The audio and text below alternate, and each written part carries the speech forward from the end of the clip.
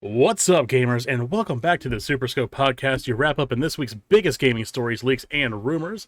We're back with episode 50, October 16th, and this is our final episode on Twitch. We're moving. We're heading over to YouTube. Oh yeah, bags are packed. Absolutely. I got the truck in the back here, ready to rock. So we're gonna be moving on to YouTube not next Sunday, but the following Sunday. So we're going to take, I guess, basically 2 full weeks off, and then we'll be back the 30th, I believe. Yes. So we'll be back on the 30th, and please join us there. So you can find us on, it'll be on YouTube. Just look up Retro Game Dude. You'll find my channel, and we'll be live every Sunday at 9 o'clock, just like we are now. What else do we have going on? You can always find us, of course, on Twitcher or Stitcher, Spotify, Google Podcasts, Amazon's podcast situation as well. And I do apologize, but this is my co-host, of course, Daisuke Aurora of Phoenix Aurora Gaming. How the hell are you? I'm tripping over my words tonight. It's been a long day. It's the last one on Twitch. We don't have to have quality this time. That's fair. What are we gonna do? Get canceled for having bad quality? Like, oh no, get him off Twitch. I don't know. Doing good. Staying busy. You know. Nice. Big same. All right, so let's talk about the last week of the stream. Played some Faith this week. That was pretty wild. Yeah. That was definitely an experience, that is for sure. I guess, yeah, I can definitely see my mic need to be turned up a little bit. Let me check. Okay. So, yeah, that was we had a good time. I got to do all the endings. That was definitely, the whole thing was a weird experience there. We'll probably play, if I have time, we'll play the sequel, which sounds like it's going to be about 2 streams. Probably. Okay. I'd say you're probably going to split it up. All right. So I don't know if I'll be doing that Tuesday. We'll probably do another Wednesday stream, especially with Final Fantasy XIV and the Criterion Dungeons dropping this week. It's going to be a busy week. So we'll probably do that Wednesday. I'm thinking because Jackbox is going to drop Thursday, we'll do the just a kind of like a Jackbox stream. Like an early-ish release party, and we'll probably just do like one of each game just to try it out, and then we'll be back, of course, Saturday to do like the big Jackbox stream too. So we'll be there for that, and of course, SuperScope, the podcast that you're watching right now, is on. We're here Sundays, but like I said, moving to YouTube, so we'll be around just in a different, nice neighborhood. So, yeah, except for next Sunday, we won't be here. That's right. Do not come. Playing anything interesting this week? What did I play this week? I played some Final Fantasy. I played a little bit of Isaac with Daimyo again. I don't think I really played much else this week because I've been kind of doing a lot of computer resetting for dumb reasons. Oh yeah. So like I haven't really had. I think like there was even a couple nights I didn't get to do Final Fantasy because I didn't have it set up. Actually, I still didn't set it up. I really need to get that re-downloaded today or tonight. I should do it when I go to bed. Yeah. It goes down for maintenance tomorrow night. So if you got anything to do it. I'll help you with whatever you need to do tonight. If there is anything you need to do, then I think we're pretty much caught up though. I'll probably have to just get on in the afternoon tomorrow and do tomes or something. Sure. But no, other than that, I mean, I think that's pretty much it. I did. Daimyo and I have been looking at. He had me download a game from the guys who did Stanley Parable. I guess it's like a shorter, free standalone game on Steam. That's like a bank heist game, but I haven't gotten to actually play it yet, so I couldn't speak to if it's any fun or anything. But they have a good track record, so I mean, I imagine it's going to be enjoyable. And apparently, it's like an in and out, a quick thing you can do in like an hour. Oh, there you go. So it seems like it'll be cool. So that game has, I don't know if you're aware, that has an achievement. And I think the achievement is you have to go like 8 years without playing the game after playing it. Yep. I remember seeing that. I remember like, was it like a year or two ago, maybe a couple of years ago, like the first batch of those achievements started to finally unlock, and it was like headlines, for the gaming news industry. That was kind of fun. We covered on the podcast when they were putting out like not the special edition. They were putting out like the collector, like whatever version that had new content and stuff on Steam.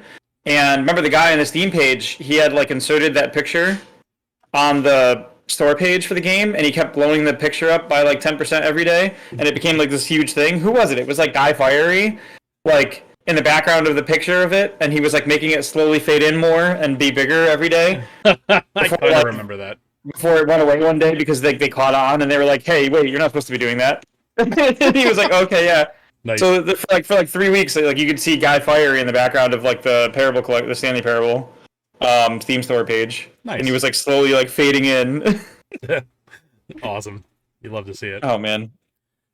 So what have I been playing this week? So Dark, interestingly enough, Dark last night, in our group chat, part of our community, I guess he got a part-time job at GameStop while he's in college. Is that is that correct? Okay. Yeah, I believe he's got part-time. He had a lady come in with a copy of a very uncommon PlayStation game, uncommon SquareSoft game, Einhander, which is a side-scroll, like 2.5D side-scroller that SquareSoft did. It was again not like a hugely marketed game. You know, it was one of those games that Square is famously for tragically unmarketing. A really good game. Right. By the way, too, it's very nuanced. Has like very specific things you can do in levels that unlock different tracks of a level, or unlock secret weapons, or unlock frames of like the ship that you have, and it's really interesting. It's something as simple as like nuances, like shooting out all of like the neon signs in one level will take you on a different track of the level. It's wild, crazy. But yeah, I got that out the other last night and played a little bit of it today. So yeah, I had fun with that. I have a PlayStation Classic I picked up a while ago and hooked that up. I have 2 old PlayStation ones in my attic, but I just don't want to go out there to get them out. So it was easier to just buy one on eBay. Yeah. Great condition though, can't complain. And then I was playing a little bit of Cyberpunk before the stream too. And then of course I've been playing Final Fantasy 14 all week. We didn't really do a whole lot, nothing interesting, just making a lot of money. Doing that craft and gathering grind. That's about it though. Yeah, I mean it's just like getting ready for the new dungeon to drop on Tuesday, pretty much, and the new weapon relic weapon quest and things like that. I mean, there's stuff to do. I should do the beast tribes this time because the new tribes, the Omicrons, I think, are a crafting tribe, and tribes always have like a mount buried in their rewards and a bunch of other stuff. And they're good for experience too. And since I never got my Omni crafting all the way online, it's an excuse for me to get some free experience. Maybe it's probably gonna be 80 to 90. Like if you're not already at 90 on a crafting job, you can get experience that way. So I guess we'll see. Indeed. Yeah, I'm excited to see what this new Criterion dungeon, because mechanically it's different, because it's almost like the map where you have like forked paths that you can pick, and like each path has a different result. Is it going to be like branching paths and different, but like you can change the way boss fights are, because like if you flip a lever, maybe a room fills with water and a boss can't do his fire attacks, or maybe it's the opposite, and like if you flood the room, then his electric attacks work now and they hurt. So like it's now will all the paths be static? Like when you go back to the dungeon a second time, will it all still be in the same place and you map it out, or is it all random? No, it's not static. And you can go back through again, and on repeat playthroughs of the dungeon, you can try different things to see what happens. That. So you can get all the different variations of the dungeon and its mechanics by playing it over and over. That's like what the Infinite Forest should have been in Destiny, not the shit on. Why do I do this? But it's exactly like what people were clamoring for Infinite Forest in Destiny back in the day. And it's like that's I like this. That's definitely awesome. I'm definitely here for it. I'm excited to try it out. Yeah, I think we're getting 3 Criterion dungeons over the course of the rest of the expansion, they said, and this is the first one. Now, the Criterion dungeon has a variant of it called the Variant Dungeon, and that is significantly harder. It's almost as hard as, it's like the hardest content you can get pretty much for 4 players. The Variant Dungeon does not have the option to walk different paths, and it does not have the NPC character. So it's more of like a straightforward, like it's almost like the difference between running a story mission and then going back and running the mission on like super hard and having like the fun, like haha playful parts ripped out and like the weird variants ripped out, and it's just like, no, it's a hard dungeon for you to be difficult. That we probably won't get into at launch because I don't think any of us are going to be 615 on Tuesday. If anyone would be, it would be you. Yeah. I say, if anyone's going to be, it would be you. You could probably crank out tomes on Tuesday and get it. Right, that's kind of what I'm thinking, but I don't know. I'm not going to do it by myself, so I'm not in any hurry. Dude, world's first, man. You got to solo it. World's first.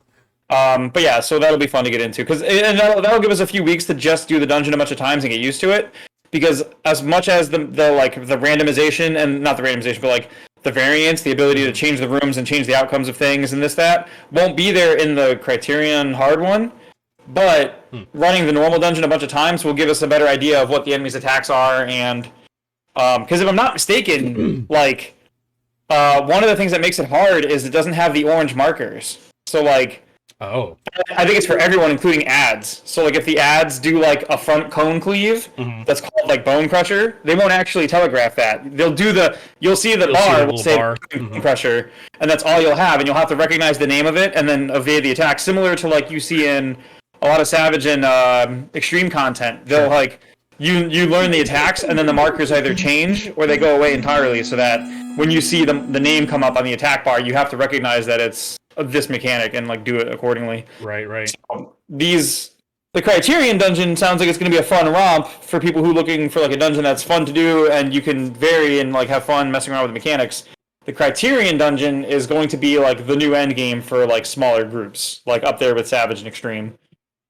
And yeah, it's insane to watch Final Fantasy keep putting out new, different types of content on top of everything they're already supporting. Right. Casual modes like the Island Sanctuary, brand new PvP overhaul in this expansion, new variant types of dungeons, the Unreal, the Ultimates, Savages, Extremes, regular raids, 24-mans, 8-mans.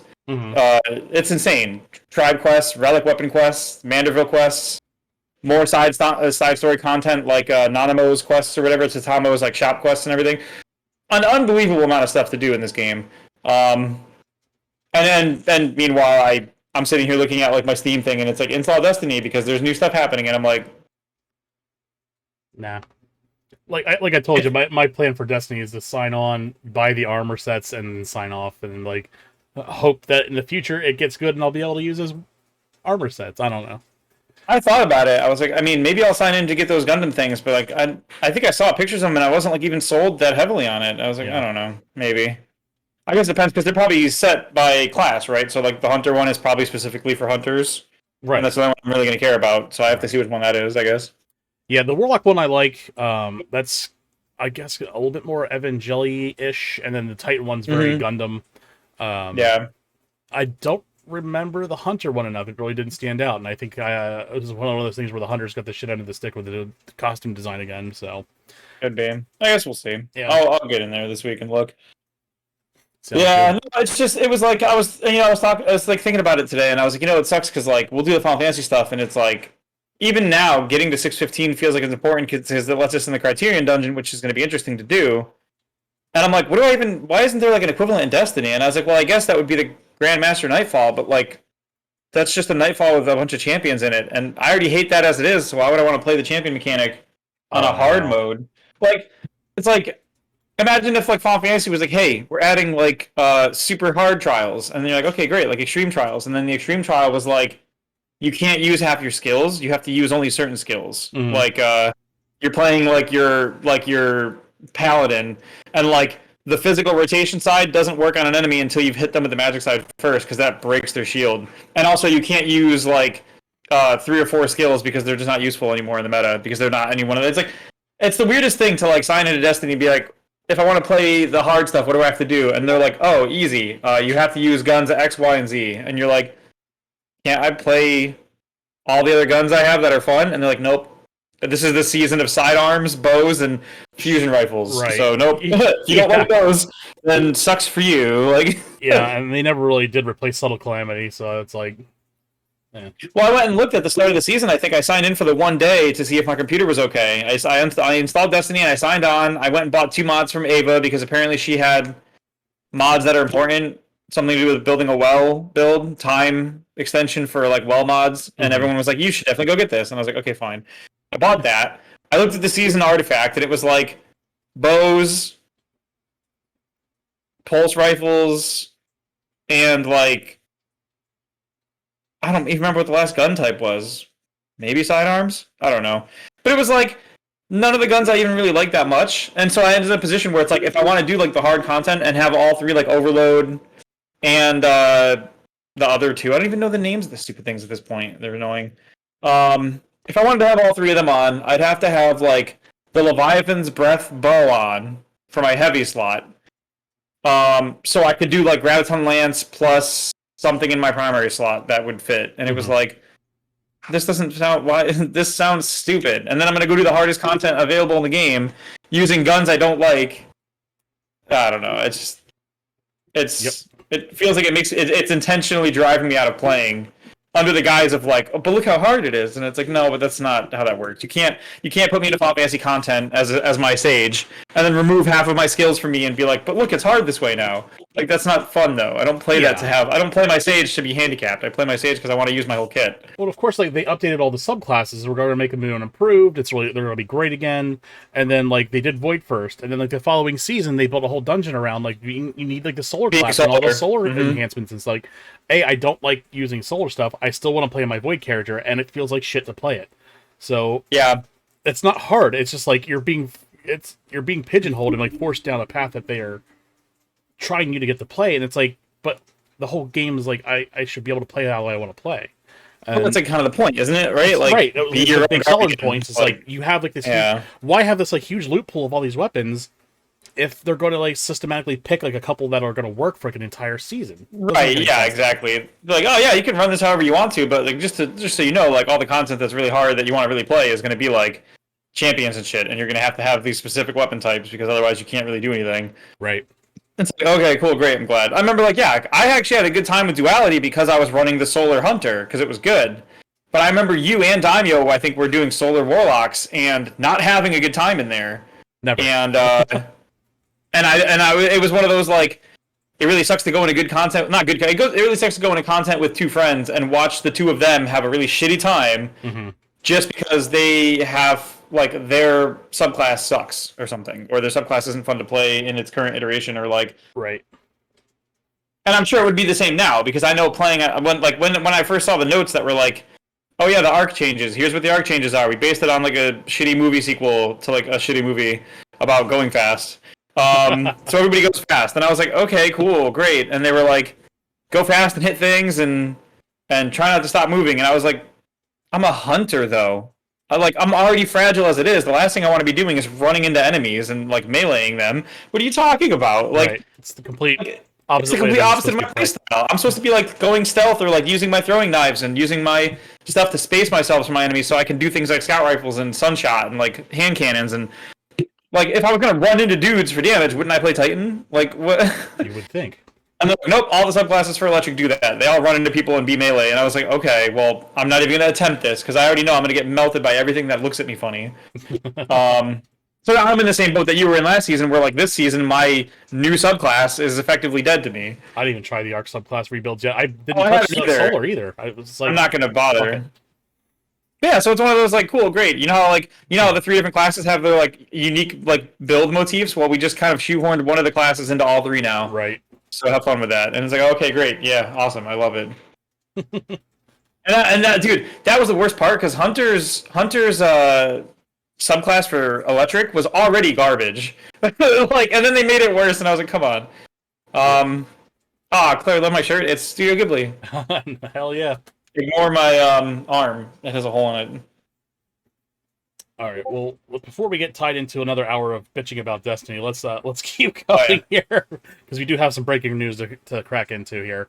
So let's talk about our sponsor real quick.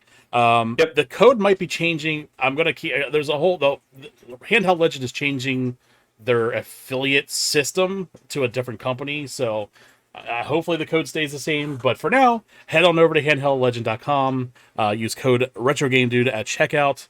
You can get cool things like backlit color screens for your Game Boy Color, Game Boy Advance, Neo Geo Pocket Color, different color shells, new like plexiglass style stands to kind of display them, all kinds of accessories, different buttons, charging methods, everything you want. It's all there.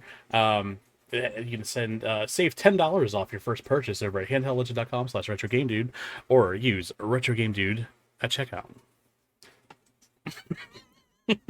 And I do appreciate whoever keeps buying stuff on the website. I am getting kickbacks on that. Thank you. It's awesome.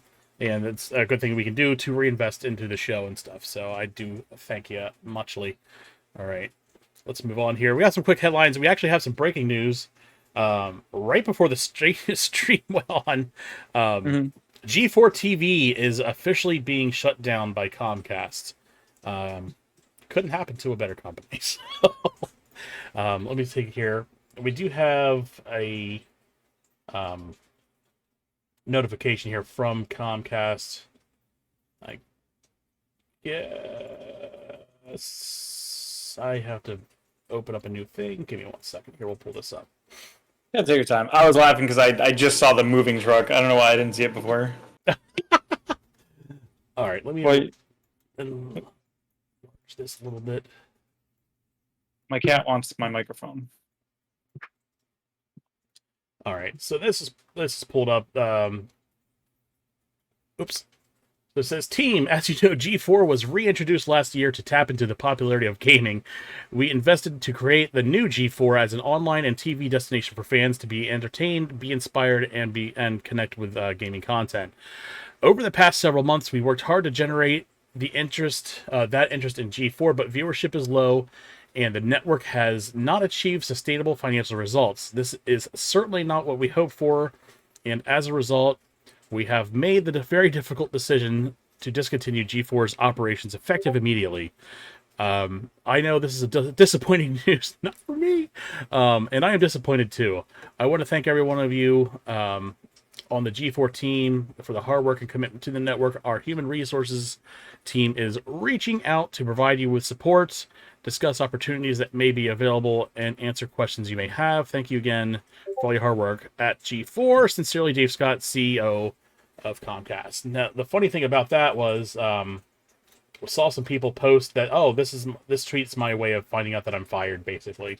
So that spread like a wildfire. Again, it's shitty to see that. It's shitty. I will say it's shitty to see people lose their jobs. That's not something I would ever want to have people experience.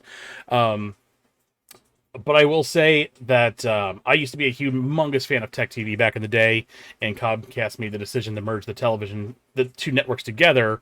They were kind of like bitter rivals. Both people who are running each channel were kind of like bloodthirsty, bitter rivals. And I remember even like Will Wheaton being very outspoken against G4 TV, and basically not having a lot good to say about it. And at the final week of Tech TV, Will Wheaton was on like every show. So like every time he would make an appearance, just as a way to kind of like fire back at G4. Yeah. So yeah, I've been privileged enough to watch this channel die twice, and good riddance. I don't know what. Here's the thing: cable refuses to die, and it's a relic, especially if you're gearing towards like gaming culture and younger generations that are gaming and stuff. No, they're not watching television. I mean, to have a channel canceled over channels that run just like marathons of Ice Road Truckers, like you've lost to that. Perspective. Yeah. It would have been smart if, I don't know, if maybe they teamed up with IGN or sold the rights to the shows like IGN, who already have like a forefront of digital clout on the internet and YouTube and stuff. Right. Or do something like they should have forwarded their focus on the internet. They didn't do that. They went all in on their channel, like television channel again. No one's watching cable anymore. Like viewership's at an all-time low. Like the writing was on the wall of this. The format is it's a relic of an older time, and no one needs it. So everyone saw this coming. Let me just put that out there too. So no. Yeah, I'm mostly unfamiliar with like that as a whole. I never really watched any of it. The first time it was around, I didn't really like when it came back. I was like, okay, I'm not familiar with it anyway. And then now that it's going again, I still never really interacted with it at all. The only thing I found out that it got shut down because someone from it tweeted and said they got on an airplane, and then when they landed, they got off the plane to like check their feed and see that they were fired. Wonderful. Jesus Christ. Yeah, so garbage. It is what it is. I think everyone saw this coming, especially whether you saw what was it, like almost this time last month or even a little bit before that, we saw like mass layoffs, and then we saw TV personalities after laughing at people getting fired, getting laid off, and good riddance to them. So yeah, I mean this was a long time coming. Was that like the haha I still have my job guy or Um, something? I thought I Woman. remember somebody did like the haha I still have my It job was or some that shit. one host. I don't know. I can't remember her name. She's always been controversial. Um, Giant asshole. So she did Yeah. the thing like, oh, it looks like I'm still left on the island, haha. And everyone's like, Yeah, yeah.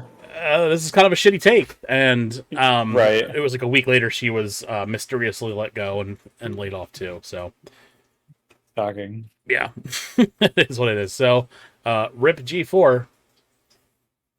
I don't know. Do you have Well, anything else to add to that? and maybe we'll get a G5. Maybe. And if we get a G5 and then that dies, then maybe we can get a G6. Oh Because shit. that it has its own theme already. G4 too. G4 too. Oh my All God. right. So let's dig into some more quick headlines. We got some news here, and people were pissed, rightly so. Gotham Knights already not doing well with their PR, and they made the announcement, was it yesterday or the day before, that their game is not going to be more than 30 frames per second on consoles. Mhm. So we have Floor Marty here, Flower. Is that okay? Anyway, Yeah. I know many Lure, of you are maybe? wondering about the ability and performance mode of Gotham Knights on consoles. No one asked, but anyway, due to the types of features we have in our game, like providing an fully untethered co-op experience and our highly detailed open world, it's not as straightforward as lowering the resolution and getting higher FPS. For this reason, our game does not have a performance quality toggle option and will run at 30 frames per second on consoles. Optimize your fucking game because that's trash. These are current generation are ray tracing capable machines, more than capable of rendering most environments decently compared to what PC does. Now I'm not going to compare it to like 160 frames a second at max 4K, 8K, but Yeah. this is 30 frames per second is a joke. This game does not look that good to justify 30 frames per second. I'm sorry. There's games that have been doing high detailed environments well before this. This is simply an optimization issue. So I know you're into the programming end of things. If you want to throw some weight at this too, that'd be I I do not have anything to say here because everything I've been seeing and reading about um, has been kind of on the opposite end of that. That like there's I don't know. I guess I never really was into the Gotham Knights anyway, so I guess I'm right. not really losing any sleep over this game. I didn't really care that it was locked at 30 frames, but I guess it's not my kind of game anyway. So Sure. I don't know. You know what's interesting actually? You remember if you have that image again from the Discord announcement? Yeah. So that Discord, if I'm not mistaken, is the Discord for that game, right? Uh-huh. It's their thing. And even in theirs, if you look at like their thumbs down reactions compared to the thumbs up reactions, even among fans of the game who are willing to join their Discord, Right.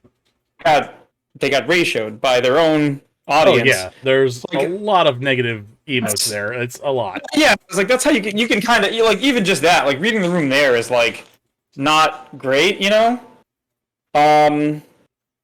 Oh, hang on. GZDR says something. As Yeah. Twitter devs are saying, because Xbox make Gotham cater to the S, which has bottleneck issues. Well, that's what I was going to kind of say was like part of the problem with doing things for the current gen is like, to my understanding, Xbox makes the S and X as the same platform. So if you're going to make a game for the X, it has to run on the S as well. Right. Now you're correct. They could have done stuff to make sure that it runs on the S, maybe like less pretty or Sure. yeah, there's absolutely something that could be done from the optimization end. But a lot of people are also screaming that like, oh, the PS5 can run Spider-Man at 60 frames. How come they can't run this game? And it's like, that's not what we're talking about. We're talking about something less powerful than a PS5 also has to run that same game, unless they can make different versions of it and have it dynamic. And it's not that it's not doable. I just think they didn't plan ahead, and now they've got they kind of stepped in it. You know what I mean? Sure. Like, I think if you had told people 6 months ago, like, because of budgets and timelines, were going to have it be 30 frames, and people had like, well, because the game comes out like in a week, right? So I think a lot of people are feeling like pre-orders and collector's editions on the line here, and a lot of people feel like they just suddenly were told, by the way, the game. It'd be like it's like Halo 5's campaign a week from launch being like, yeah, no multiplayer, and you're like, okay, but a lot of people probably bought it to play multiplayer, like, sure. So it gives me that same vibe of like, the developers could have done a lot better job telling people ahead of time. They could have made announcements, or they could have released more details ahead of time, and maybe they could have explained it a little better too. Yeah, I think putting this on like a Discord is tactless, to say the least. Right, because you're only really telling your direct audience, and you're kind of just like, yeah, I'm not a fan of getting out in the wild, and you can't do damage control on that at that point. It's a screenshot that's going to hit Twitter, and they've lost control of the narrative now. So I will say I did probably more blocking on the gamer side though for this, because a lot of gamer people were screaming about how games look like shit if they're less than 60 frames. And yeah, I don't necessarily subscribe to that either. I just think it's a little bit unacceptable for a current generation game. Yeah, I get that for sure. I just remember a lot of people were like, I've seen people in the comments screaming that like any game should be 60 frames and there's no excuse to not be under 60, and games that are under 60 are trash. And then they'll have like a Bloodborne profile picture, and you're like, sir, how many frames does Bloodborne run at? And they're like, oh, it's frame locked at 30. And you're like, oh, ooh, isn't that like your favorite game of all time? Because it's a 30 frame game. Like, well, that's only because they had to. And it's like, well, okay. I'm just saying, like, if I made a game and I put it in 30 frames, I wouldn't expect people to shit on it for that. Right. But I'm also not planning. I would not, if I made like a pretty game, or like a more serious, like a targeting like a AAA audience, I don't think I would do anything less than 60 frames if it was like a high-speed action game, a combat-oriented game, a multiplayer game. I can see reasons to do 30 frames. I don't care. Like, if I'm playing, like, what's a good example? A lot of the games that I play tend not to really need to be any, like, crazy things. Like Tunic. If Tunic runs at 30 frames, I don't think anyone cares. Right. But yeah, I think given the game they were trying to make and the fact that it's going to be online, competitive, and you're fighting other people, I think 60 frames would have been a good thing to shoot for. And I think if they were going to do this and lock it at 30, they should have probably given a good amount of time for people to like know that that's what's happening. I think most of the blowback happening right now is because they just dropped it on people a week from launch and didn't really tell anyone. And their excuse doesn't feel... Well, like you said, it doesn't feel like they gave a good reason. They just kind of were like, yeah, it's 30 frames. And it's like, okay, I guess. Yeah, like, it just seemed like a lot of PR speak more than any definitive reason. Yeah. But it's tough, because I most of my Twitter following is like who I follow and who interacts with me is mostly game devs. And sometimes it's not just as easy as like, clicking the 60 frames per second button on your game and making it run. Sometimes, if you aim for 30, that's fine. And for all we know, maybe they sat down when they planned this and they planned to aim it at 30 from the get-go, which isn't bad in its own, but you got to tell people that. Sure. Like, it's not necessarily that you can't make a game in 30 frames and people are going to, be mad about it. But if you had told people 3 months ago that Gotham Knights was in 30 frames, I bet a lot of these complaints wouldn't be happening, because these people would have left the orbit of this game already. Mm-hmm. They would have gone on to whatever. So I think you're just seeing backlash now, because for a lot of people, it's the first anyone's hearing about a frame rate. So all the people who maybe were interested are now, instead of just getting turned off and being like, never mind, they're like talking about it. The discourse is here because it's a week away. So I think they botched a lot of how they handled this.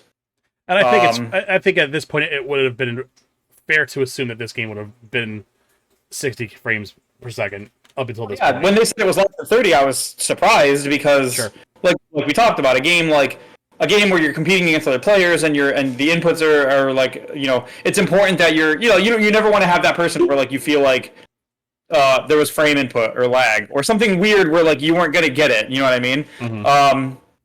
I can see how that feels bad, but I think if they had told people ahead of time, the people who thought that would feel bad would have just quietly exited the discussion. Or at least you wouldn't be having the discussion now. Like, today, if I was like, dude, did you know Arkham Knights or Gotham Knights is only 30 frames per second? Everyone would be like, well, we knew that.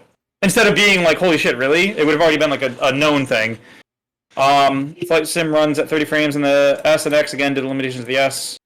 The S is the most adopted console this gen Yeah, that's true. Well, that's the thing, is like when you do, like, people say the same thing about like developing games for the computer, is it's like, oh, well, what do you target when you're developing for PC? And you have to like kind of pick your targets because I could develop a game on Steam that runs in Unreal 4, and someone's going to try and run it on a potato in an internet cafe in like the center of like Missouri. So like I have to decide like how far down do I scale, how much do I optimize, and because the way Xbox... assume that there's internet cafes in the middle of nowhere, Missouri. Of course, but like because you've got. If this was PlayStation 5 and Xbox X, I think it would be a different discussion. But because the X and the S are considered like one part of the current console generation, consoles, right? You have to target the lowest hardware that you can, and because Xbox has them coupled together, you can't just like on phones. I could be like, okay, Android S20 and S21 and S whatever, and then iPhone 10 and whatever or 14. I don't fucking know. I don't do iPhone, but like. I could be like, okay, these versions are what I'm going to target, but on Xbox, I can't target the Series X without also targeting the S, and that sucks from a developer's perspective. Now, again, like you said, though, there are games on the S that can play 60 frames, so it's not like it's impossible. It's just a hot mess to look at like a game in the works and be like, you know, I'm trying not to like pick a side on it because like on the one hand, people who are like, just check the 60 frames box, 5 head. It's like, no, that doesn't happen. Work like that. Right, of course. But at the same time, they could have maybe sat down and had more discussions about options or availability, or maybe like if they thought there was going to be blowback, either tell people way ahead of time, or even make plans to patch this in 3 months down the road if they could. It just feels like... And that could still be a thing. They might still see that later, but at this time, obviously not. If that's the case, maybe having that planned out ahead of time would have been better, because that way, even if you only offer 30 frames at launch, you can still tell people we will have 60 frames by March or something. Sure. It just feels like it's not so much that the game development is a problem as it is like the way they marketed it and the way they're talking to people about it is a mess. Right. No, I totally agree. I don't know. I mean, I saw the footage of this game before any of this discussion happened, and I wasn't impressed. But I'm not the kind of person who cares about this. They're already having PR issues, so this. I mean, it's definitely not helping because I think they dropped some like either some gameplay or a demo or both, and people kind of were just like, "What? This is not what we were promised." Or the gameplay just doesn't look good, or the overall like play loop itself doesn't look that great either. So sure, yeah, I see so many games that have this type of model, and it's not that they're bad games, they just never appeal to me, I guess. But I'm not really a competitive person. I more enjoy playing with a team. And I guess there are aspects of Gotham Knights where like you're cooperating with a team, which would appeal to me. But it's like Destiny Crucible. It's like, yeah, I can see like having fun with a group maybe, but it's not what I'm here for most of the time. But I guess we'll have to wait and see. GZDR4EV, thank you for contributing to the discussion, though. It's always fun to have somebody come in and chat with us about it. Absolutely. All right, so we have Mark Zuckerberg trying to brute force himself into gaming still. What do we have here? Looks like Metaverse is getting some legs because it's never been done before. I don't know. It's such a sloppy execution here. I heard they didn't have a leg to stand on before, so they made some legs. God damn it. So yeah, here they are. They're demoing, I guess, the legs for this like Metaverse thing. Because as of now, it's still like floating torsos. The only problem is, I guess, what they showed off was like mocap. Yeah, not live mocap. It was like pre-recorded mocap, right? And then later, yeah, that's what I heard. A bit problematic. And this, I mean, this is billions and billions of dollars of development coming on.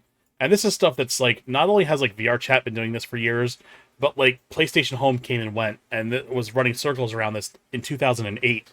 Yeah, home was fun, dude. I used to go to bowling alley and like hang out with people. That's cool. It had its appeal if you had friends that would do it with you. So that's the thing. I'd really enjoy the social aspect of that. Seems pretty cool and enticing if there's like a reason for it. We tried VR chat in our community a while back. Backfired tremendously and haven't been back since. Right. So, yeah, we were trying to do like an after party thing in VR chat just to kind of hang out. And I remember that actually. Yeah. Yeah. Oh boy.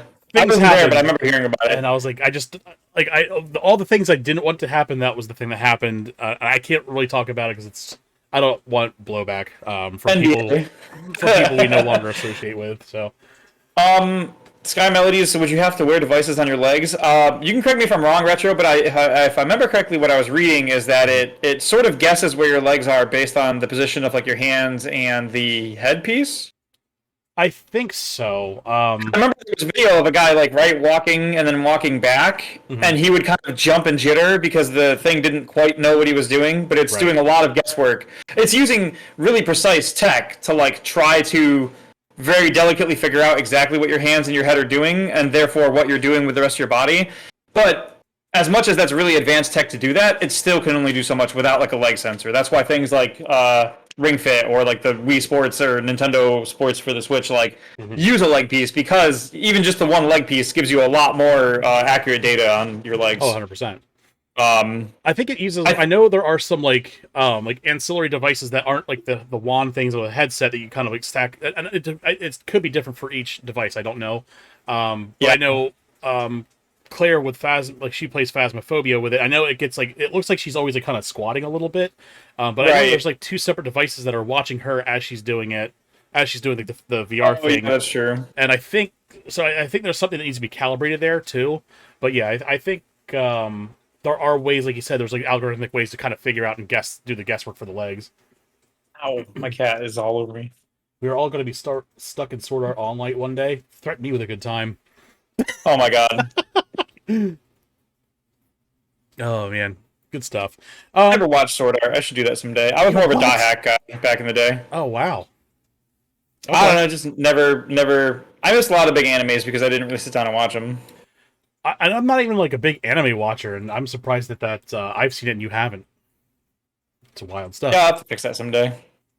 So anyway, I guess the second announcement from Meta was that they announced the Quest Pro. They're calling it a mixed reality device, flagging in at $1,499, $1,499. Now, obviously, there was like a lot of people kind of up in arms over this price. Now, this device, being the Pro, meant for more of like an industrial use, like more professional use, as the Pro is. It's not really targeted for gaming, but you still can use it for gaming. But they did a lot of demos, kind of like showing like, you could be in an office space, and just being in this absolutely horrible dystopian world where we're all wearing headsets at work.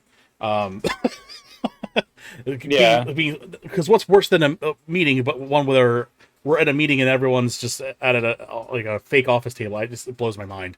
But there's other things you can do with it, like have like emulated screens in front of you, or use like 3D models to like demo cars. I get the use. This is just more of this like dystopian hellscape to me. Yeah. For the lack of better terms. I remember when Google Glass was around, even that caused like problems in like meetings and stuff, because like you couldn't tell if people were reading messages on their eyeglasses on their side. You couldn't tell if people were using it to take pictures and video of what maybe is like stuff that shouldn't leave that boardroom. Like, it was a hot mess to like try to figure out how you draw those limitations on that tech when you're just unleashing it into the wild. Absolutely. All right. Well, looks like also Nvidia is canceling their cheapest offering of this new 4000 series of PC graphics cards coming up here. And we've talked about Nvidia before with like their weird takes, and we talked about like, I guess like they made some serious money during COVID with like selling out the scalpers or doing some weird stuff with their hardware to quote unquote limit the crypto mining in it, and then all of a sudden, magically the next day, the limiter that was supposed to be like impervious is broken, and all very magical. Mm-hmm. Now they're coming out with like this 4000 series, and again, like we're pushing at like the $1,400 range, $1,600 range for these cards. This one being the least expensive one, with the 12 gigabyte RTX version being like $899. So they're scrapping that, and I just think that like we said, like how are you going to emulate these profits that we had in post-COVID, or kind of like during COVID, even post-COVID? And the answer here is, I guess, just charging an exuberant amount of money for these cards now.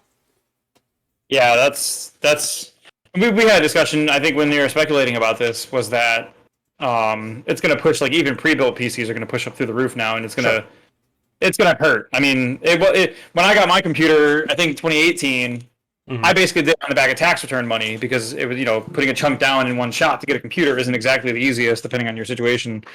So, and I probably put down a little shy of $2,000 into one sitting to make it happen. So I didn't go like all out. I didn't go top of the line 3080 or anything crazy when I bought it. I think I went in the mid range.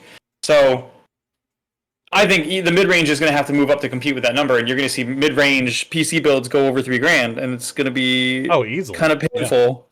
Yeah. And that coupled with, I think one of our later stories, we're talking about seeing like PlayStations and Xboxes in the wild a lot, and that stabilization of that market and the accessibility of the Steam Deck now not being like a backorder thing, but just being a straight up order and ship thing. Like PlayStations, Xboxes, and Steam Decks showing up a lot more often, and PC rigs going up by over $1,000 to build, you're going to see a shift, I think. Mm-hmm.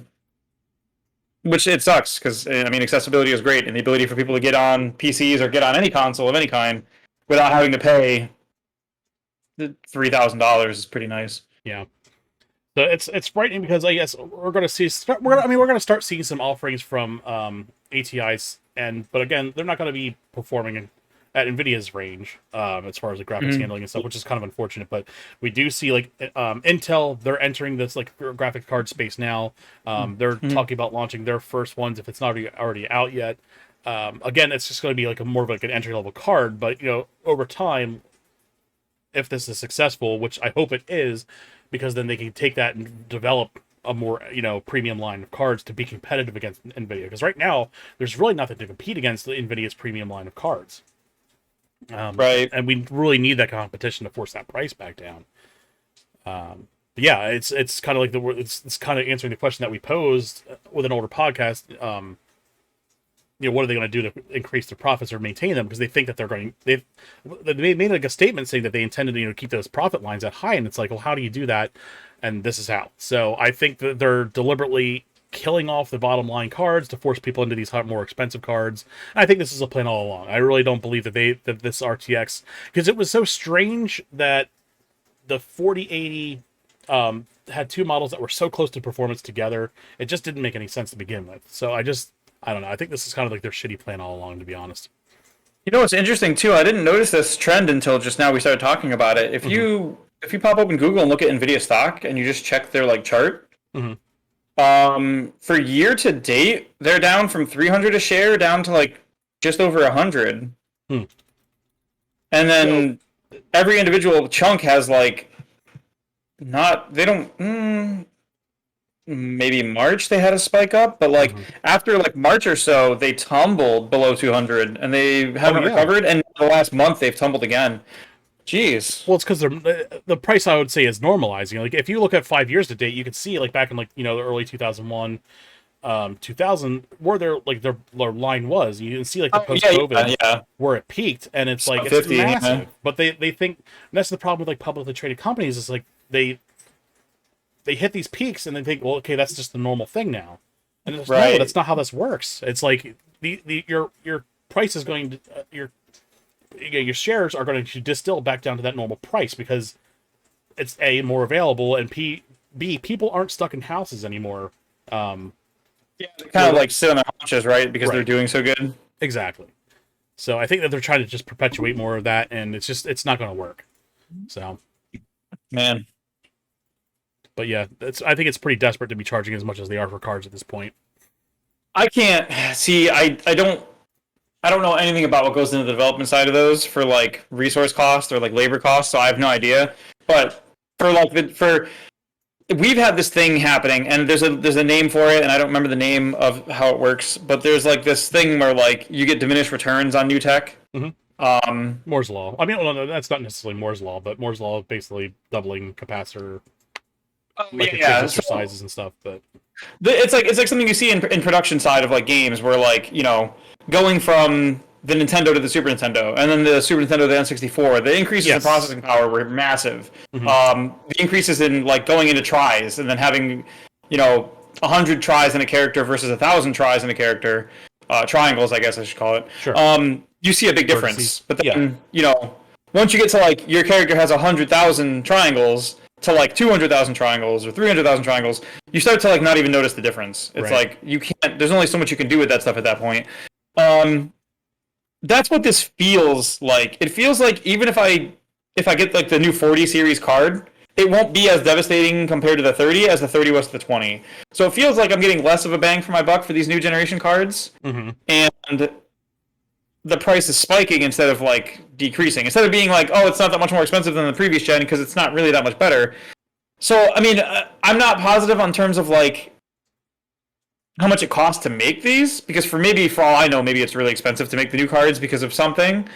But I think maybe a little bit of explanation would help people feel better about it, because right now it does just sound like we're getting slightly better cards that are not worth the price that they're adding. Here's this diminishing returns you were talking about. This graphic I've always loved because it just illustrates it so perfectly. Very well done. It's like diminishing returns 15 years ago, even doubling the amount of triangles resulted in a much better mesh. Now multiplying the amount by 10 hardly does anything to it. So that's kind of where we are with that, diminishing returns. It's not like a one-to-one comparison with like the power of these cards, because you have to take into account like, you know, space, and you have to take into account like processing power. But like, it just feels like the cards.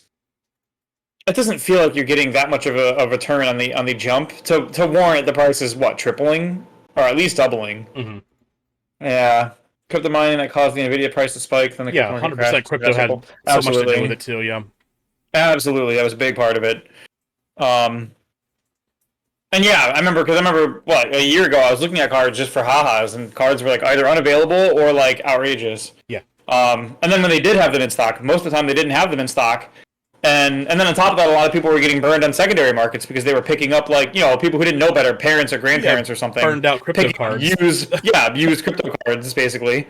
Giving to their kid, and they're like, look, I found you a 3080 on eBay, and it was only $800. And they're like, Dad, it's fried. Right. Like, you paid basically MSRP for this, a little more than MSRP, and it's fried because someone used it already for something, burned it out. Right. Yeah, it was shitty times. I mean, I'm glad that's over, but I don't know if necessarily $1,500 cards is the way to go from here on out. It's not sustainable. I'd like to hear more about it, and I'd like to see them sort of justify it if they're going to charge that much. Been waiting. Be nice to get some competition in the market. Would be nice to see some competition in the market. Absolutely, and that's why I really hope, as much as like Nvidia's currently cards aren't great, I hope that people buy into them just so that they get like the signal to make or even like a premium line to compete against Nvidia.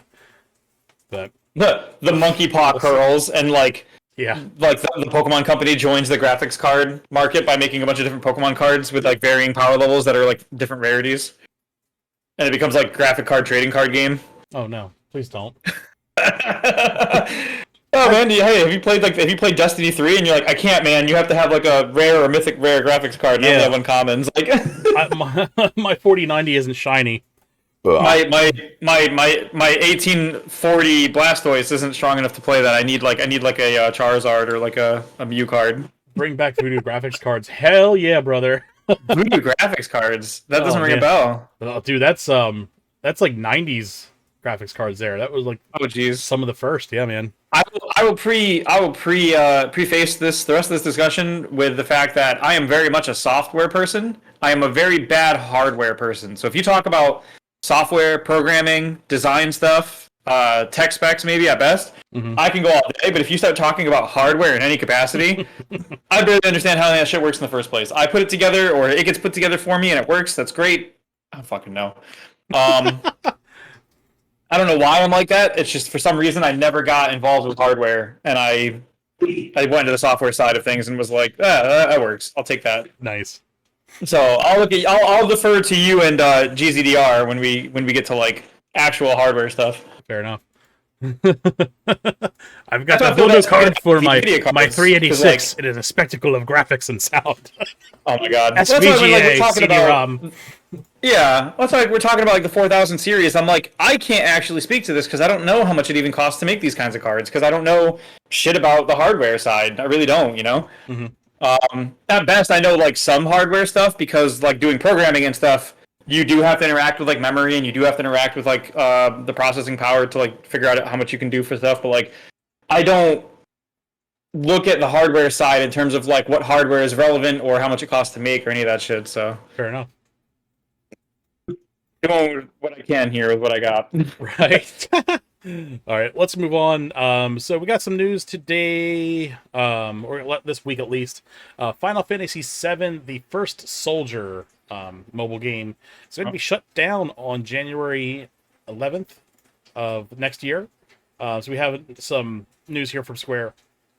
After almost a year of jumping around on chocobos, matching it up in melee battles, and sniping from the rooftops of Midgar, Undercity, it is a heavy heart that we are announcing the end of service for Final Fantasy VII: The First Soldier.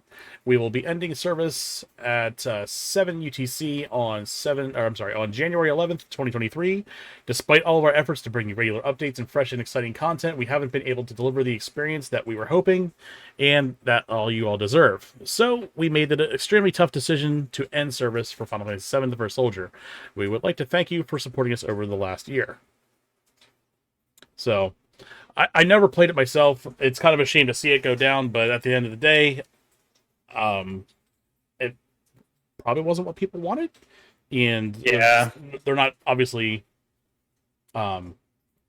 developing well for it from their own perspective. So, could it be one of those things where it's like Square has like that knack of just not advertising their stuff, marketing their stuff right, on top of just not dedicating the resources to maintain it? And Square doesn't have a lot of live service games, so maybe this is kind of like outside of like Final Fantasy 14, of course. But I don't know, just maybe they just didn't have the right direction for it. I really don't know. Yeah, I don't know either. I only know of one like content creator that I've ever watched that played it. Keyblade Sarah. She does a lot of Kingdom Hearts, Final Fantasy, RPG content. Mm-hmm. She played it. She liked it. And it looks like it was interesting, at least. I mean, that type of game, like the Battle Royale, Fortnite, PUBG, Fallout, Ring of Fire, etc., never been up my alley, so I never really got into it. I think I actually have it downloaded and installed on my phone, but I literally never played it, so that's a thing. Nice. I almost wonder if it's like, do you think maybe part of it is the community? Like, the Final Fantasy community wasn't exactly chomping at the bit for, like, a Battle Royale game, were we? I mean, are we ever? That's what I mean. It doesn't feel like it's like you can have overlap. You can have people who like Final Fantasy and who like stuff like Fortnite or PUBG, but like the Final Fantasy community as a default, like as that essential, that community isn't necessarily on board for like battle royals just in general, right? It's not really the kind of mechanics that we engage with or the kind of games we engage with, I guess. So I guess maybe, it's one of those things where, like, it was probably worth the attempt by them to, like, see if the community would, in fact, latch on to that kind of game. And I think they didn't. And I think that's why we're seeing what's happening now, Sure. So, gotcha. Saw your message. Yeah, so I just, I don't know. Maybe it just doesn't feel, maybe it just wasn't the right group to try and pitch this to, I think keeping it exclusively on mobile was probably a big problem too. That's right. Again, not talking about it. I think we made this like a good free-to-play game with a good play loop. Threw it on some consoles. I think we probably would be having a different conversation right now, but right. It is. Well, if it was PvE, I would have played it regardless, probably. Sure. Again, being a PvP game turned me off. Not like there's anything wrong with it, but as an individual, I don't really tend to get into PvP stuff very much. Right. So. Yeah, well, at least they tried, I guess. Good for them. Yeah. All right, next up, Ubisoft thinks that you should pay $120 for Far Cry 6 Game of the Year Edition, even though it didn't win any Game of the Year award. Again, it's just another weird direction that Ubisoft is going in. Would anyone? I don't know anyone who personally would want to pay that much money for a Game of the Year. Typically, like when we in like the Xbox 360, PS3 era, when they called something the Game of the Year edition, it was typically the edition that came with like all the DLC that had been released, and it's like usually like a later release game, just to kind of like make up some more money on that. They kind of repackage it. They know obviously the core game's not going to sell, so they just package the DLC with it. How much was it? $120. What? Yeah. I'm pretty sure, and all the time I spent at GameStop from like the 2012 to 2016 era, Game of the Year version was never more expensive than the regular version. Usually it was like $39.99, or at max like the price of the original game. Yeah, you'd like stuff like Skyrim would be full price $60, but it would have all the content, the DLC packs and like season content, not seasonal, but like the pass content would be for free, or like Destiny would do it for like only 40 instead of 60, and they would roll in the expansion from last year or something. Right. Like, that's weird. $120? That's a little That's bad so shit. bizarre. I can't actually even think of an example of a time when a game released like game plus DLC bundle that was higher than the $60 price tag, except for like at launch when you get like the collector's edition or the premium edition or something. Yeah, and this is like this Almost could be every digital too. So time, it's like a collector's edition usually comes with stuff. This being like a right? digital offering, what are we doing here, Ubisoft? That's That's such a weird thing. insane. What content does it even come with? There better be two games for that price. Yeah, one for you and one for a friend. Like that. I mean, holy shit. That's wild. Yeah, Game of the Year edition, Far Cry 6: Lost Between Worlds coming soon. So this is content again that you don't even have in hand yet. It's not even out yet. Wait, they've never. That's also never been a thing. Usually, Yeah. Game of the Year edition comes once all the content is out, Right. and it works as an anthology of the whole collection Exactly. of content. That's such a weird thing. What are they doing? Yeah. Oh, that's so weird. Season Pass, 3 DLC episodes, Far Cry Blood Dragon, which I will say is good. Yeah, of course. But again, good. buy that by itself and play it. But isn't it like $20 maybe? I think Blood Dragon launched at like $20. Yeah, I think it's 30, about $20. Maybe? 30 or 20? Standalone. The Last of Us Remaster $70, original equals 60 plus it had factions. Yeah, how much is Last of Us Remaster? Is it $70? I was really hoping that would have been one of those. They took the multiplayer out of it. And that was whack too. Yeah. See, like I don't mind when they do like the remakes. Like if a game gets a remake and the remake is like $40 because they know that it's just a remake. Right. Like I don't mind that stuff. But, like $120 is egregious. I mean, not to say that $70 is any better, but this is horse shit. You know, like, what are you doing, Ubisoft? Well, at least like 70 is close to like game price at that point, but like double game price, and it's like that's just and double game price, and it doesn't even have all the content because some of it's still not out yet. Just feels really bizarre. Yeah, it feels like you know what actually it feels like. It feels like they wanted to do a $120 collector edition and they didn't, and then they like did it later, and they were like, oh yeah, we can't call it collector edition because people will realize it should have been at launch, so we'll call it something else. What do we usually call it after? And they're like Game of the Year edition. And they're like, did we get Game of the Year for that game? And they're like, no. And they're like, whatever, just put it out there. What a weird conversation that must have been. Yeah, it's just another weird, like, cash grabby thing coming out of, like, the leadership of Ubisoft. It's just very questionable what they're doing.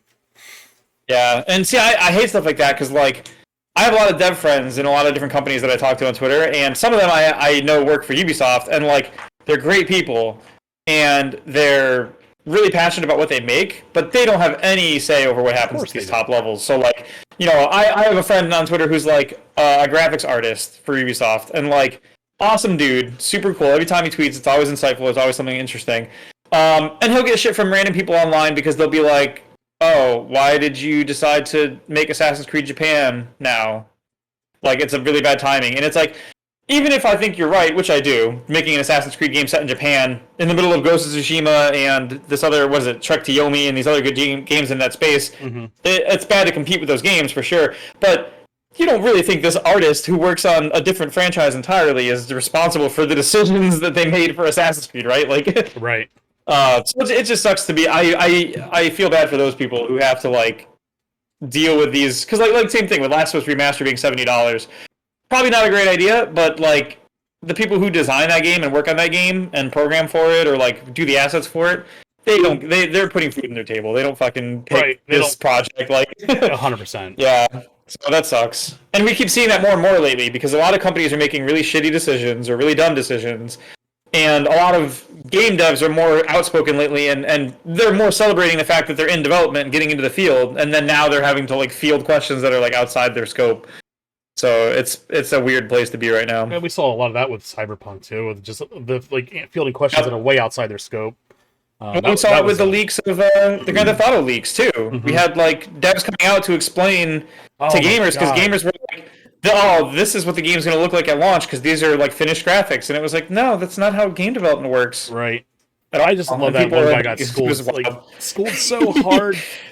You do the graphics first, right? The top of the line graphics are the first thing you make at the beginning of production, and then you code it for 5 years. Right. And then at the end of 5 years of programming, your graphics are just what they are. So that's of course that's no polish needed. You already did it first. That's yeah. Oh my god, I love it. All games always whatever you're seeing in the market right now is 5 years behind because they did the art assets 1st. Mm-hmm. Yeah, I mean, put your socks and shoes on before you get in the shower. That way, when you get out of the shower, you already have your socks and shoes on. You're already done. there. Yeah, it's done. You just have to do the rest of the stuff. Right. Oh man! All right. That was wild that week. Finally, some good news. PS5 shipments are up 400% in the U.S. Just in time for God of War Ragnarok and obviously Christmas. We've been seeing a ramp up, obviously, of the Steam Deck. We have also seen some ramp up of the Xbox Series X, seeing some stuff in stores. We saw this. This is the picture I was talking about last week here. An actual display case of the Horizon Zero Dawn collection. And I think what we're probably going to see going forward is just almost exclusively just the Zero Dawn buy-ins, because they didn't raise the price. They didn't raise the price in the United States, but this is a great way to kind of get another $50 out of them for a digital copy. And that's the shitty thing is, like, this combo box doesn't come with the game. It just comes with the code. So it's like you right, one of those. Kind of shitty. It's weird because they do that off and on sometimes. Like when I was at GameStop, sometimes some bundles all the way up to the PS4, the end of the PS4's life cycle, some bundles would still come with discs for some reason, and then some wouldn't. And it was the weirdest stuff because, like, never consistent. Yeah, it was never consistent. Some things would come with, like, you'd get a 2-pack of like a Lego game plus another game, and that would be a code, right? But then sometimes you get a pack where it came with like 2 games where one was a code and one was a disc. And it must be some weird publishing thing or some deal with Sony where, like, some things have a disc for whatever reason, and it's the weirdest thing. Could be some stupid trade agreement at the time, or some kind of tax thing at the time, or it makes more sense to use a code versus a disc, or vice versa. It was just funny because sometimes I remember every time we got a bundle that had a physical disc in it, that bundle would sell better because people would buy the bundle, and then so, like, at the GameStop I was at, for example, sometimes people would be like, oh, $400 for a red PS3 that comes with, like, God of War collection or something. I don't need all that. And they'd be like, if you want to, since that one God of War game in there is brand new and it's on disc, you can actually buy the PlayStation from us and then crack it open and trade in that disc because we'll take that. Sure. Because we sold it to you, so we know that you didn't steal it. So, like, some random bundles would just sell better because you could crack it and trade in the game inside if you didn't want the game. And of course, it's like a GameStop exclusive kind of economic thing that happens because you don't do that at Walmart. You don't crack it at Walmart and then hand the guy back like the fucking God of War game. But it was just so weird because, like, it felt like who got discs and who got codes was, like, random, Sure. Whereas on the Xbox side, I think Xbox almost always just did codes. I don't actually remember ever pulling a disc out of an Xbox brand new. In the Xbox One or the 360 gen at all. I mean, maybe the 360 gen had some. I don't remember all of it, but no, yeah, 360 did have some because Halo 4 I think came with Halo 4 disc. Yeah, it had some, and then there was like they had like an Xbox arcade bundle that came with like a code for like 3 or 4 like their most popular arcade games. Right. A couple other bundles too. They came out with the that Pro Series model too, or that weird vertical one. At the end of its life cycle. The E style, right? Is what they called it. That one, oh, dude, I used to hate that because you had the Xbox 360s and then you had the Slims. The E model had a different power brick. Like, the actual connection to the back of the Xbox console was like a round cable, kind of like a PC cable for like an old mouse plug-in. It was proprietary and it was weird.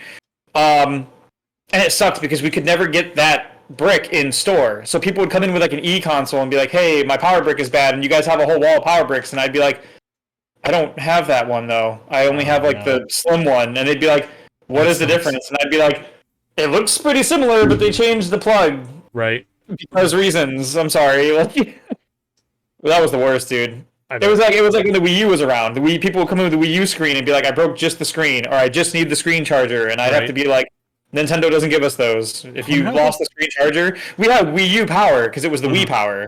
But the Wii U screen, the tablet half, the thing for that was proprietary. It was like a wider version of the 3DS charger, and they didn't stock that at stores for the first couple of years of the Wii U's life. So, like, people would come in and be like, I just need a Wii U, tablet power cable, and we'd be like, go on Nintendo's website, pay them a good chunk of money, and have it shipped because we can't do that.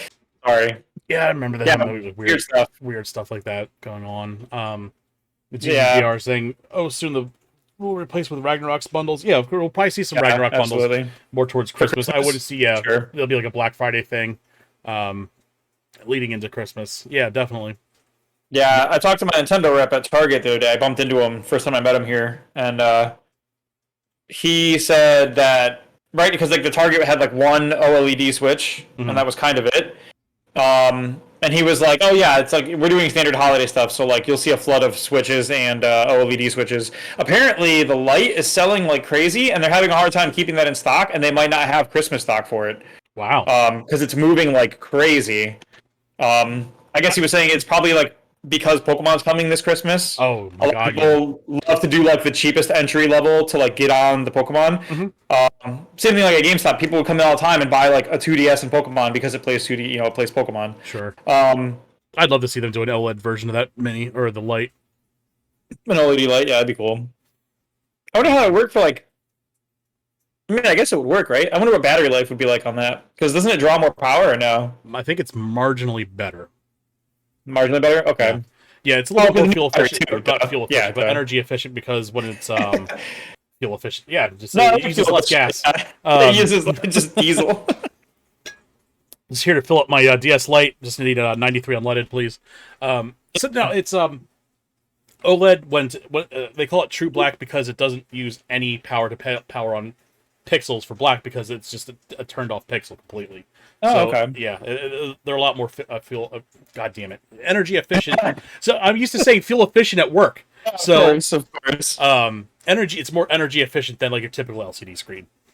Right. Oh, that's interesting. See, I don't know shit about hardware, but I'm learning. Well, that's cool though. Right. All right. So we've seen our fair share of handheld devices come out this year and get announced. Logitech, we saw them announce one a couple weeks ago. It's like a cloud only thing. They were like, "Oh, it's gonna do Stadia," and Stadia's like, "Oh, about that." Oh my god, did they really? Yeah. Oh no. So Razer's getting in on it too. They've got their handheld launching here. It's going to be called the Edge because get it, Razer Edge. Yeah. So it looks nice. So what this thing is a tablet with a Kishi kind of attached to it. So it's kind of like a weird mix where the top end will have like a 5G thing, but it's not necessarily a phone. But the entry level one will be $399 with a Wi-Fi. Then you have a Founders Edition that comes with like I think earbuds.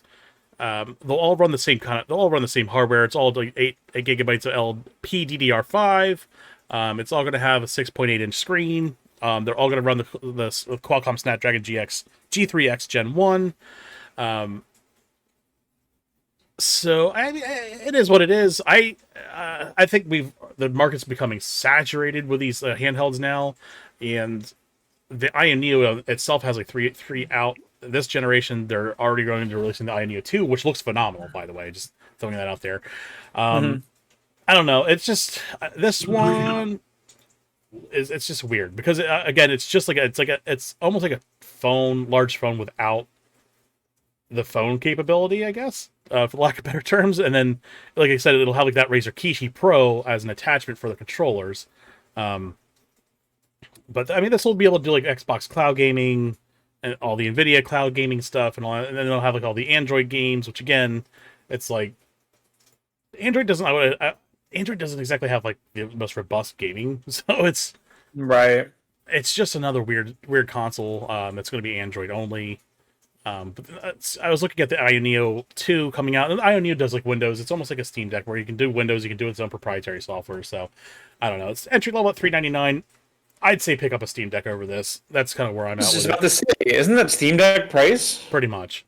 Yeah, entry level Steam Deck, and entry level's not that bad. You can always upgrade it later too. Right.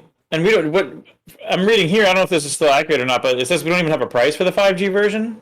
Right. Yeah. Price is still coming soon, so I would say probably another $150 if I had to hazard a guess. So you're probably pushing into like what $450, $500 for maybe like the G5 or 5G version. So again, I don't know who that's for, but I mean it's well known, I guess. Yeah, it feels like at this point, like if you're competing with the Steam Deck and the Switch, and you're more expensive than the Switch. And I get that, like there's that appeal of like, the Switch has a lot of great games, but not necessarily like AAA titles that you look for in like third-party stuff, maybe. Mm-hmm. But at that point, you have Steam Deck, which pretty much everything comes to Steam, including a lot of PlayStation titles at this point. So like, this is mainly what, like Android, Xbox, Nvidia, Mm-hmm. like. It feels like this probably has maybe the weakest of the game libraries out of all three, and the highest or tied for highest price point. I maybe like even if you didn't want a Switch, it feels like either a Switch or a Steam Deck is a better answer here. Sure. Did the Steam Deck run apps? Like, can it run Skype, Discord, voice chat, phone service? Absolutely. Phone service, I mean, direct phone service, no. I don't see this running direct phone service either because it doesn't, like, again, it's a tablet, so, I mean, I guess you could... I guess the 5G model could. You could do, like, VoIP, but at the same time, the Wi-Fi model could do that, too, with Right. chat. But, yeah, absolutely you can run, like, Discord on the Steam Deck. I haven't gotten that far with Windows because I want to start, eventually dual boot it off the same drive, and I have it running off an SD card right now. That's right. You can like run Windows on that, too. Yeah, so you can kind of... I don't want to say the sky is the limit on the Steam Deck, but it's got a lot of really potential. Yeah. And we saw Epilogue with their Game Boy reader, like the cartridge reader thing that they have for Windows. They actually did their Steam Deck version of it now, so that's really cool. That was really cool. Finally, a legal way to emulate your GBA games. Well, it's nice because it kind of fixes both halves of the argument, right? Because like it lets you play it on a better console, but also it lets you what's it called? Like, because it can be a complete pain to like do the whole thing where like you get a GBA cartridge or something, and then you like put it on your computer with a reader, and then you like rip it down, and you like all that shit. So it makes it a lot easier, that's for sure. Yep. Yeah, and like when you're in the Steam Deck OS, you can set it to switch over to desktop mode and install your Discords or install Skype. If there's a Linux, I don't know if there's a Linux version of Skype or not. I would probably doubt it at this point, being owned by Microsoft. But I mean, Discord's there, so I mean, regardless, you can install that, then switch it back to the Steam OS mode and add it into your library. It's all there. Yeah, it's nice. I highly recommend that Steam Deck too. I'm really going to be looking at that Ionia Air next year, and I promised myself I wasn't going to buy any more hardware next year. But that screen on the Ionia Air or the Ionia 2 looks amazing. So I don't know. We'll see. Mm-hmm. All right.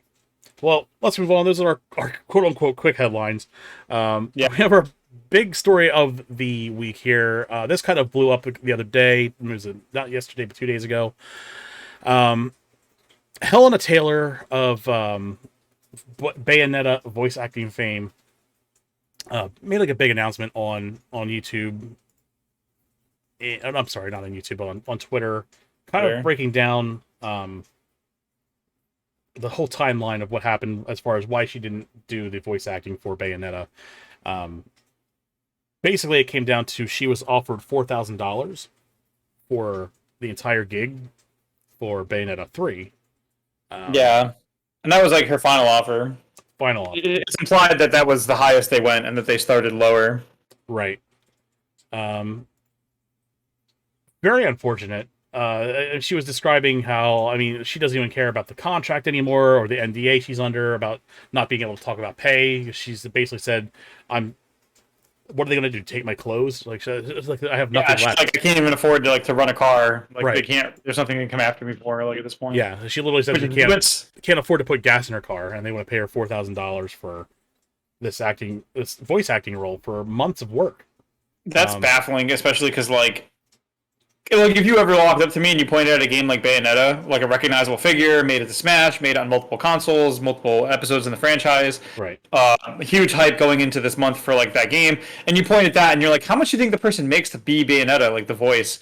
I would have said like probably six figures. Like, why wouldn't they? Like they're a big part of the personality of this character. It's a lot of the appeal to these characters is the voice work. Look at people like in anime. Look at people like.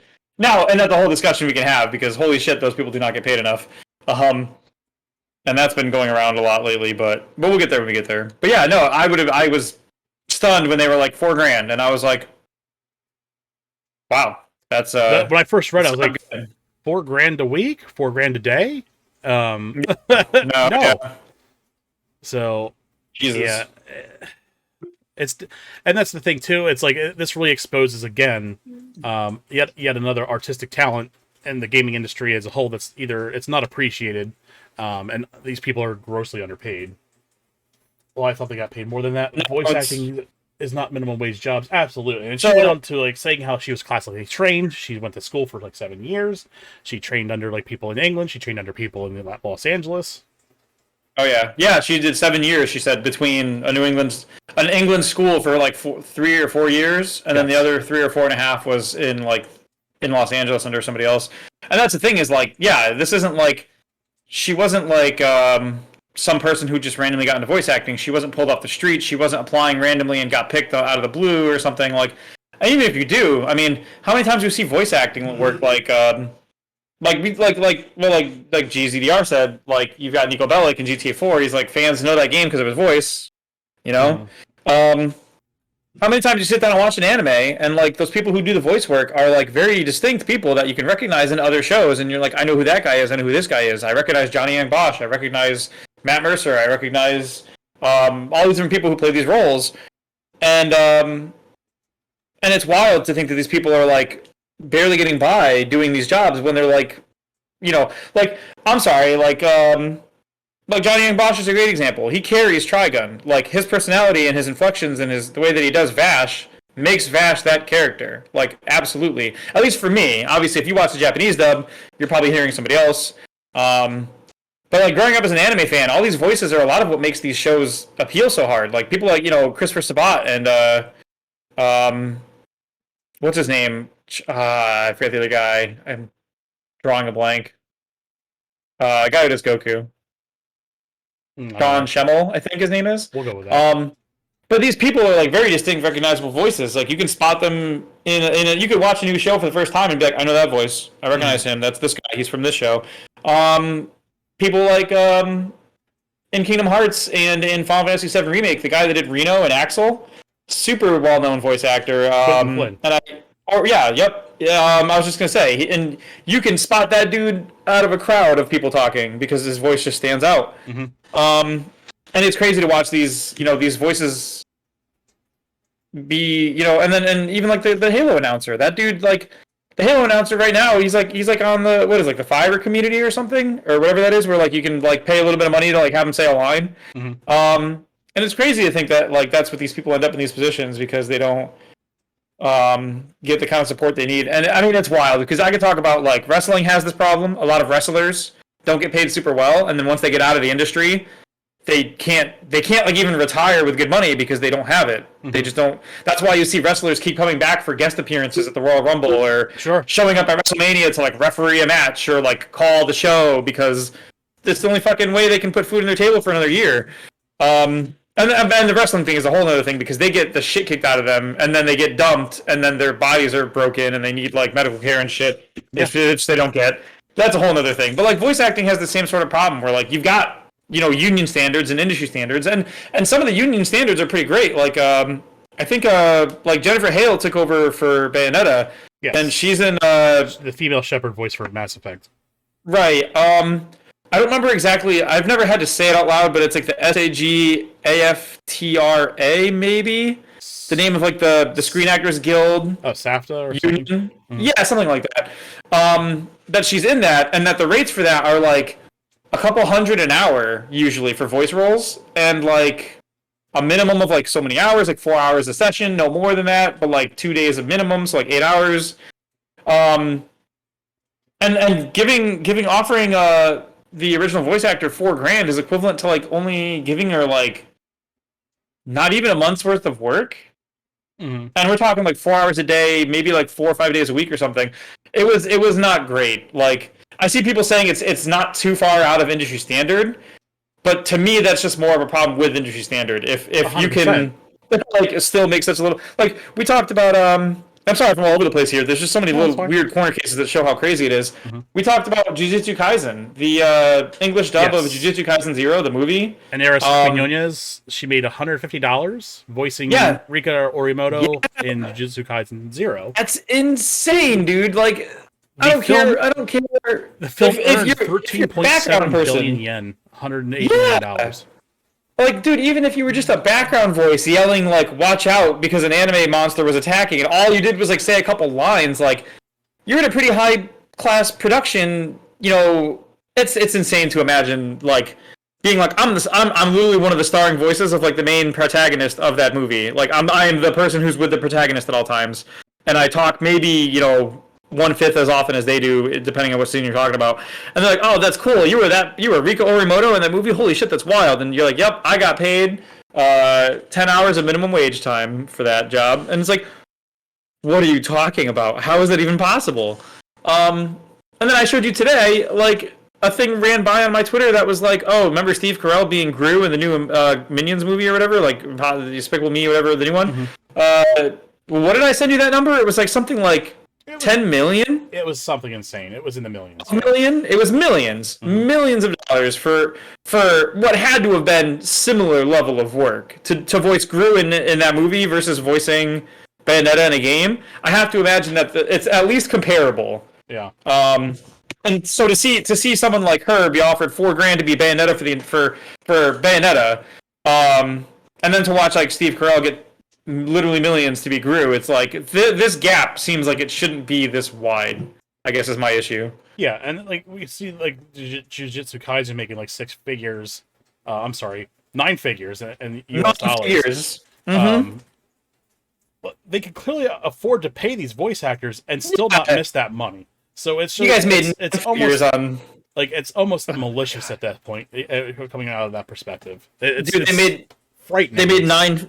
Dude, that means like the English dub voice actor for Jujutsu Kaisen 0 for Rika Orimoto could have gotten her paycheck for doing the entire film and then went and bought like one Disney ticket and had like a decent lunch at Disney.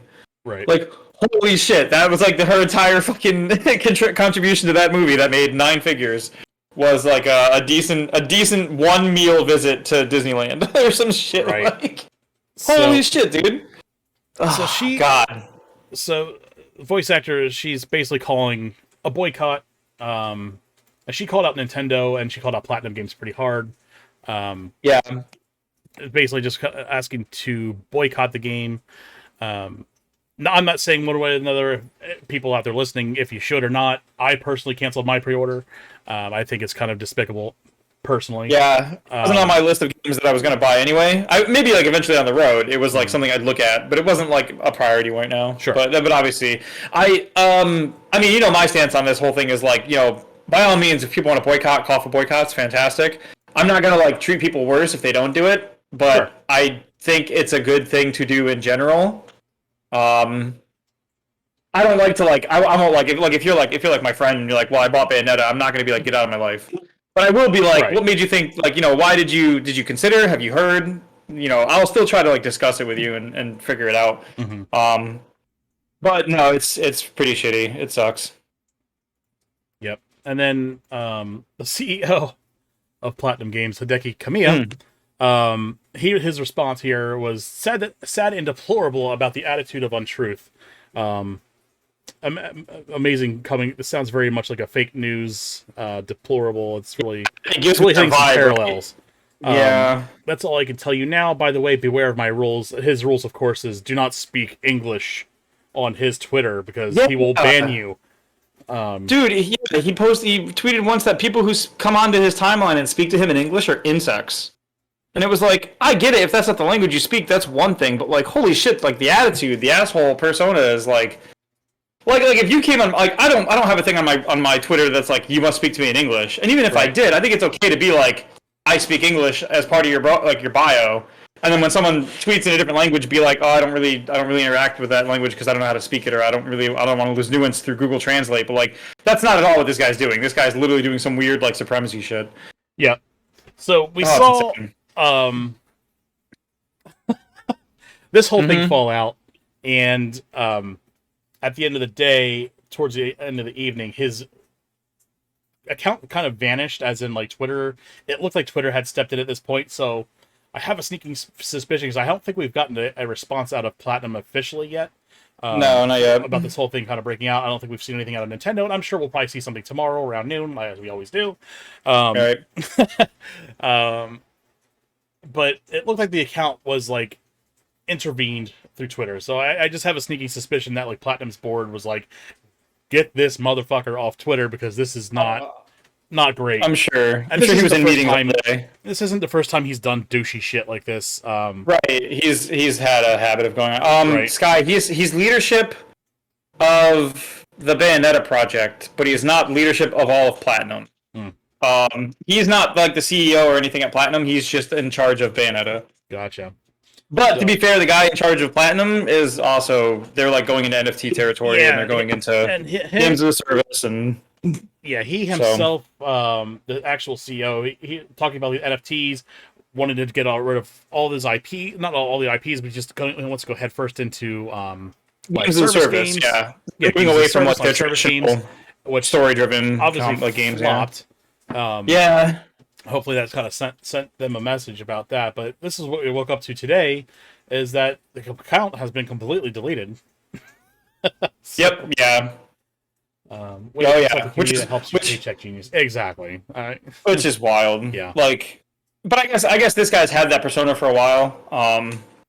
And he's had this kind of thing for a while, right. But he pushes his persona off as a giant asshole. And like any picture you look him up, he just looks like an asshole. Yeah, he just looks arrogant. Like which I mean, pictures aren't always everything, because there are some people who put up that persona almost as like a joke, like the guy that does the Yakuza games, right? Like he straight up looks like and dresses like a mafia boss at all times. Right. But he's a really chill dude, and he's actually really fun to talk to and like hang out with. Well, that's cool. This guy is not. This guy's consistently a dickhead online. Yes. Yeah, absolutely. Yep. Yeah, if you ever get to, it's funny. If you look up the guy who made Yakuza, like if you find like before and afters of like before he made Yakuza, and then after like Yakuza like got really big, like.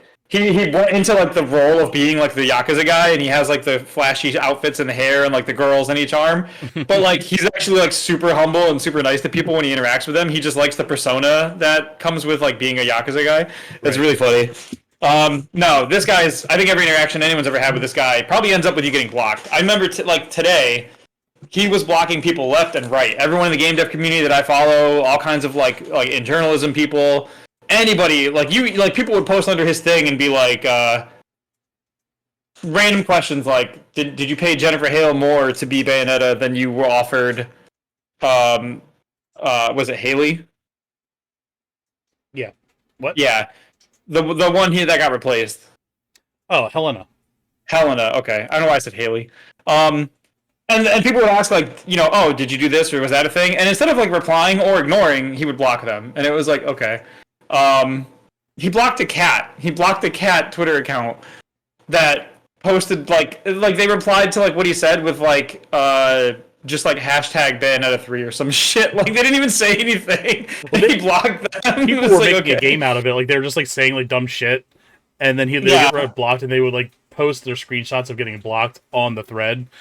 Yeah. So it just became like no one was taking this guy seriously, and this guy seems like one who values being taken seriously a lot, and that just didn't happen. Well, yeah, I remember there was one thing of him being like, my block button's bigger than ever, like it was a threat. Like getting blocked by this guy was like a career-ending move that you couldn't let happen. And it was like, my guy, it's Twitter. Like, sure. Like, nobody cares if this random guy on Twitter blocks you. Like, yeah. Oh man, so that was the whole thing today, and then but so what happened is at one point, the original tweet, before anything happened, I think his account got marked as like suspicious. Remember, I sent you a screenshot of like it wasn't deleted yet or gone, but it had like the flag the thing up front that says like, warning, this might be a suspicious account. Are you sure you want to look at it? Yeah, he was blocking so much that like I guess it tripped the algorithm and. All the quote-unquote security bots are kind of like keep an eye on the account and locked it. Right.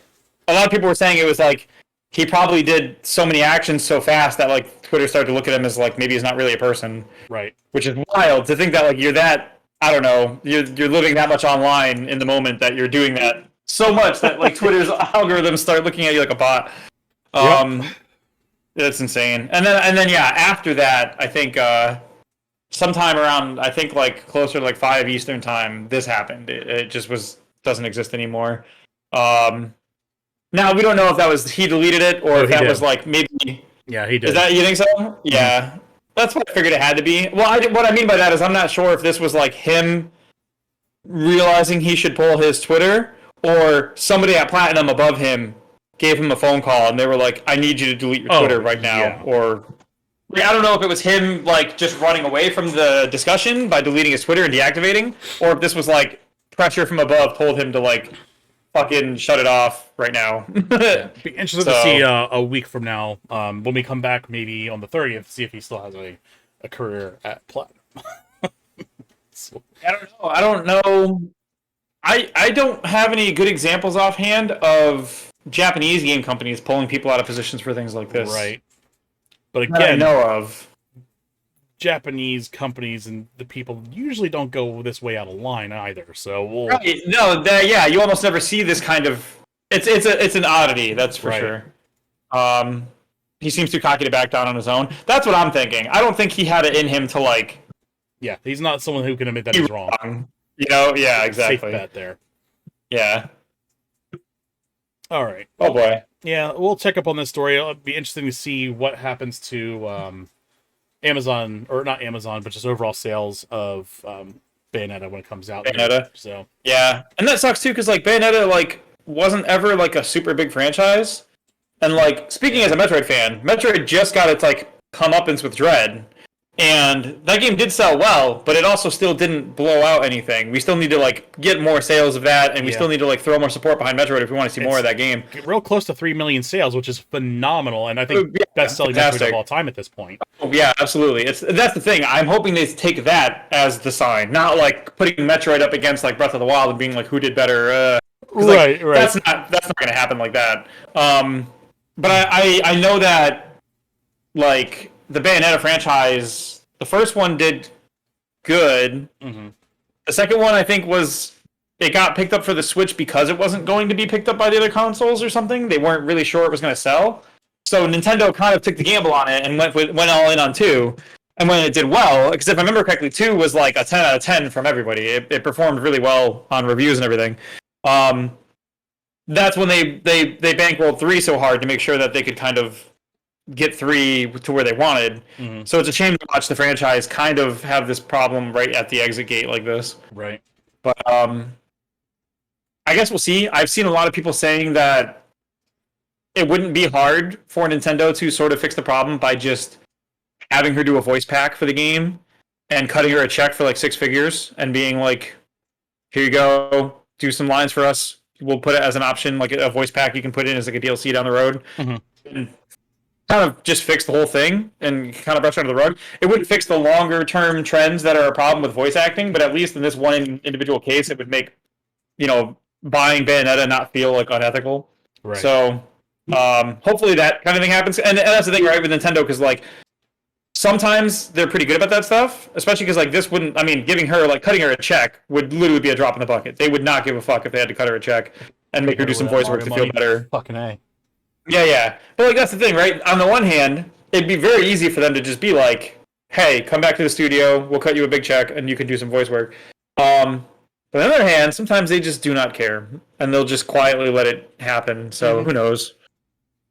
Yeah, it's a mixed bag. I don't really know how it's going to go. Like you said, we'll have better answers when we come back on the first episode on the YouTube channel. Yep, no doubt.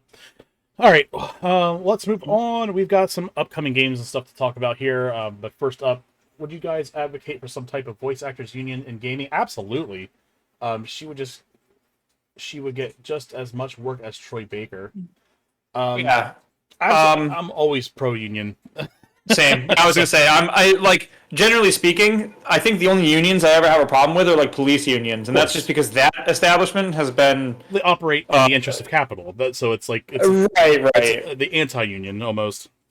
Yeah, at that point, like it sucks because whenever you hear people talk about like bad things about unions, they're usually talking about like police unions, and that's why they're like, what about this problem? And it's like that problem only ever really happens with cops. It doesn't really happen with teachers. It doesn't really happen with like regular like voice acting stuff, actors, musicians. Like it really only happens like in the one area. Yeah, like in general, I'm all for it. I'm still learning and doing research and reading about things like co-ops and unions in like different industries. But it seems like it's all uphill. I'd love to see more unionization in general in the development end of gaming as well. Again, absolutely, all the horse shit we've seen with Activision, dude, yeah, company after company, people don't have like protections. They don't have like there's not restrictions on the companies to do like crazy shit. Uh, people people getting laid off from being QA engineers because they called themselves QA engineers because that's what they were doing. Cough cough. Uh, and then finding out finding out that the state went and asked the company if that's actually what happened, and the company straight up lied and said no, actually they were insubordinate. Oops. Yeah. Oh boy. Oops, Shitty. Right. Oops, we lied.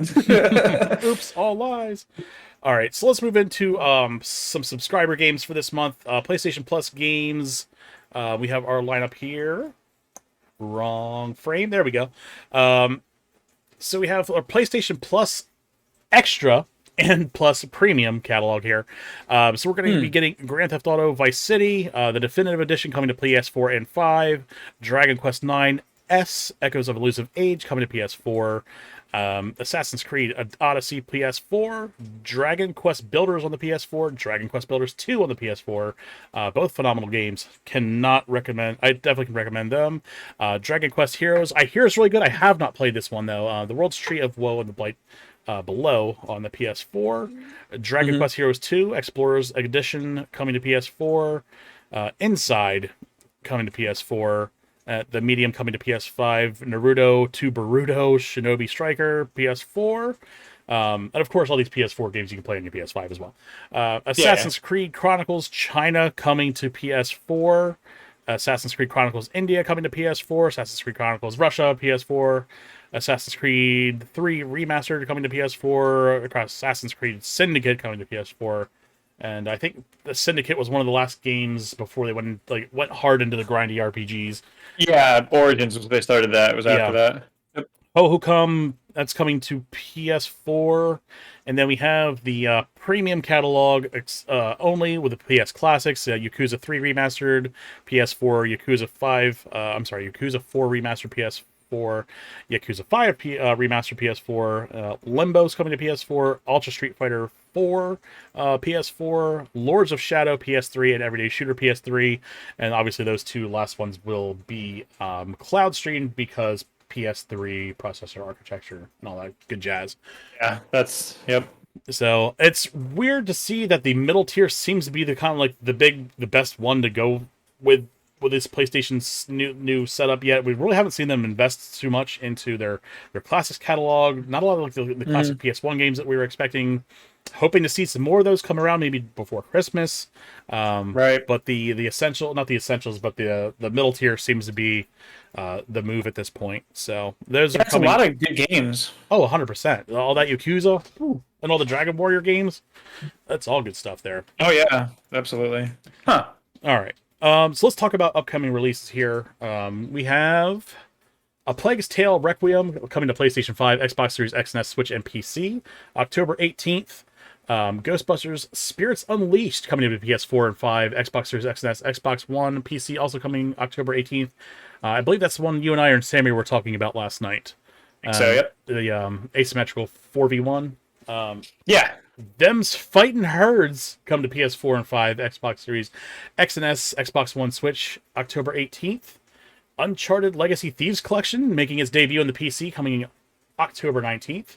Batora Lost Haven coming to PlayStation 4 and 5, Xbox Series X and S, Xbox One, Switch, and PC coming October 20th. Mario and Rabbids Sparks of Hope releases on the Switch October 20th. Second Extinction coming to Xbox Series X and S, Xbox One, PC October 20th. And the Jackbox Party Pack 9 coming to PlayStation 4, Xbox Series X and S, Xbox One, Switch, PC, iOS, Android, the whole works. October 20th. And of course, Thursday night, we are going to do a small Jackbox stream outside of our normal Saturday night Jackbox stream. Everyone's invited to come and play. And then Saturday, we are going to be also doing a Jackbox 9 focus stream for our normal Jackbox night streams. That will be here as well. Sky Melody's about it. Nice. Vampire Survivors coming to PC, I guess outside of Steam, October 20th. Gotham Knights, PlayStation 5, Xbox Series X and S, Xbox and PC, October 21st. Then New Tales from the Borderlands, PlayStation 4 and 5, Xbox Series X and S, Xbox One, PC, and that is coming October 21st. So Tales of the Borderlands fans rejoice that we have a new game coming out, because that, I believe that studio was at one point basically dissolved. Persona 5 Royal coming to PlayStation 5, Xbox Series X and S, Xbox One, Switch, PC, October 21st. Be interested to see how that does, because that will be coming to the Switch, and obviously that's going to Xbox for the first time as well as PC. Garbage Pail Kids, Mad Mike and the Quest for Stale Gum, a classic tale. PlayStation 4, Xbox One, Switch, and PC, October 25th. Saturnalia coming on PlayStation 4 and 5, Xbox Series X and S, Xbox One, Switch, PC, October 27th. Signalis coming PlayStation 4, Xbox One, Switch, and PC, October 27th. Star Ocean Divine Force, there is a demo, I believe, still available to play. That is out on, I think, PlayStation. It might be on the Xbox as well, so that's coming out on PlayStation 4, Xbox One, Switch, and PC, October 27th. Bayonetta 3 coming to the Switch. What? October 28th. Sorry, I kind of lost my spot there. Call of Duty Modern Warfare 2, the remake, coming at PlayStation 5, Xbox Series X and S, PlayStation 4, Xbox One, PC, October 28th. Resident Evil RE-Verse coming to PlayStation 4, Xbox One, PC, the 28th. Resident Evil Village coming to the Switch. That is cloud version. And that is coming out the 28th. And then Resident Evil Village Winter's Expansion, PlayStation 5, Xbox Series X and S, PS4, Xbox One, Stadia, and PC. God bless you on Stadia, and that's coming October 28th. And I would probably count on that Stadia version of Resident Evil Winter's Expansion not coming out. So, so that's where we are for that. Obviously, we did 2 weeks of game releases there, because we will not be here next Sunday, and then we will be on YouTube for the SuperScope podcast coming out. This channel will still be here. We're just going to do a game streaming here, and then the podcast will be on YouTube. And then we also have This Week in Gaming History. Let's take a look here. 2 seconds. Can I just point out something weird? What's up? Modern Warfare 2 is getting the remake this year. Yeah. Right? Mm-hmm. It was out originally in 2009. Avatar, the film, is getting its sequel this year. And it was originally out in 2009. Is it weird to know that 13 years later, we're going to be like doing the same holiday shit that we did when we were like 13 years ago, and be like, yeah, I'm going to go see Avatar, then come home and play some Modern Warfare 2. Like, hell yeah, boy! Isn't that weird shit to like think about how those two things released the same year? This year as they did 13 years? Like, it's weird. It is weird. I saw they had Avatar, the 2009, well, because the 2009 Avatar was in theaters last month. Are you talking about the live action one? Yeah. The Blue People Avatar. Yeah. That movie came out in 2009, and then last month they released it in theaters again as like a, hey, before the new sequel comes out, check it out. So like, that came out, was back in theaters again, and it hadn't been since 2009. And I remember people were saying Modern Warfare 2, like people used to say like, oh yeah, we're gonna like play Modern Warfare 2 and watch Avatar, and it was like, oh my god, they're both lined up again this year. Like, holy shit, you can actually say that thing. You can go back and find a recycled Facebook post from 2009 saying you're gonna watch Avatar and play Modern Warfare 2, and you can just fucking post it again.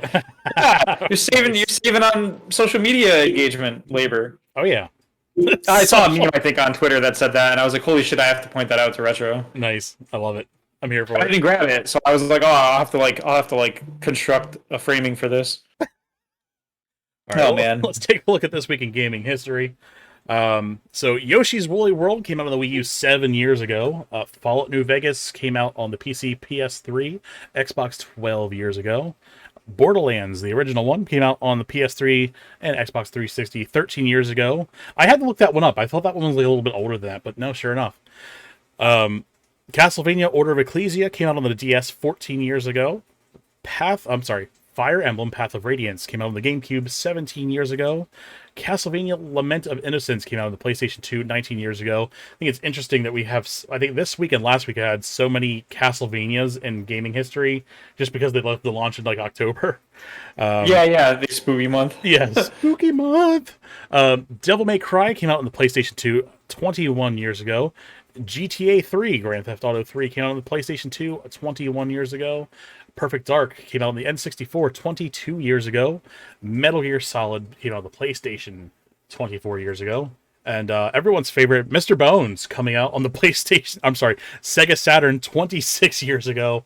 Oh, and yeah. Mega Man: The Wily Wars came out in Japan on the Genesis Mega Drive 28 years ago. Sonic and Knuckles, one of my favorite side scrollers of all time, came out on the Genesis 28 years ago. The Mike Tyson's Punch Out came on the NES 35 years ago. Bit of a gap there. And then the NES console this week launched 37 years ago with launch titles Duck Hunt, Excite Bike, Ice Climber, Kung Fu, Pinball, Super Mario Brothers, Wrecking Crew, and the NES Zapper accessory. The one thing I didn't notice was the thing in the middle here. That is the it's called Tennis for Two, and it was designed on an oscilloscope. It was one of the first relics of a game ever, a video game ever. So yeah, that was pretty neat. So Wild. yeah, and the one thing I did notice, or I did mention here, I usually don't do Japan releases, but Mega Man: The Wily Wars has a kind of like weird history. Like we only got it on the Sega Channel here. It was never released physical until like last year, and this was released by Retrobit. This is like the Wily Wars compilation here, and it has like that cool like lenticular front end here.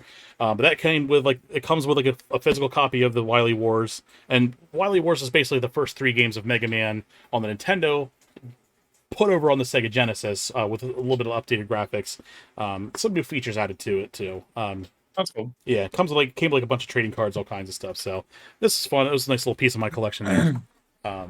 Holy shit, I'm as old as the NES. I don't like this segment. No one likes this segment, but at the same time, it's like a Band-Aid that gets yanked off, isn't it? I love it. Oh, yeah.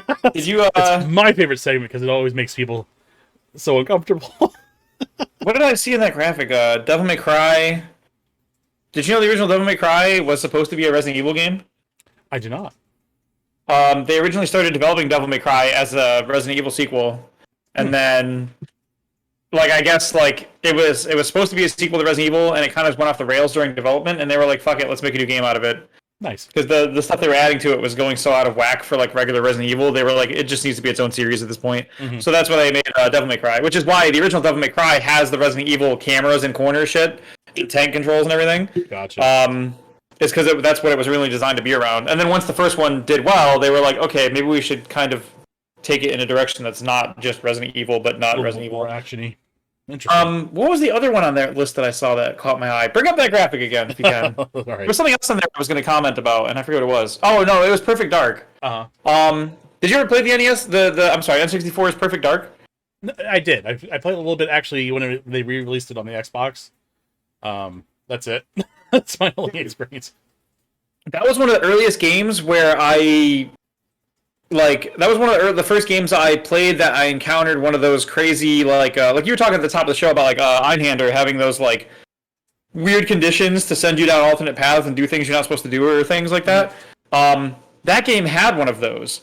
So like, and it's been a long time, so if I'm a little off in this, I apologize to any Perfect Dark stands out there.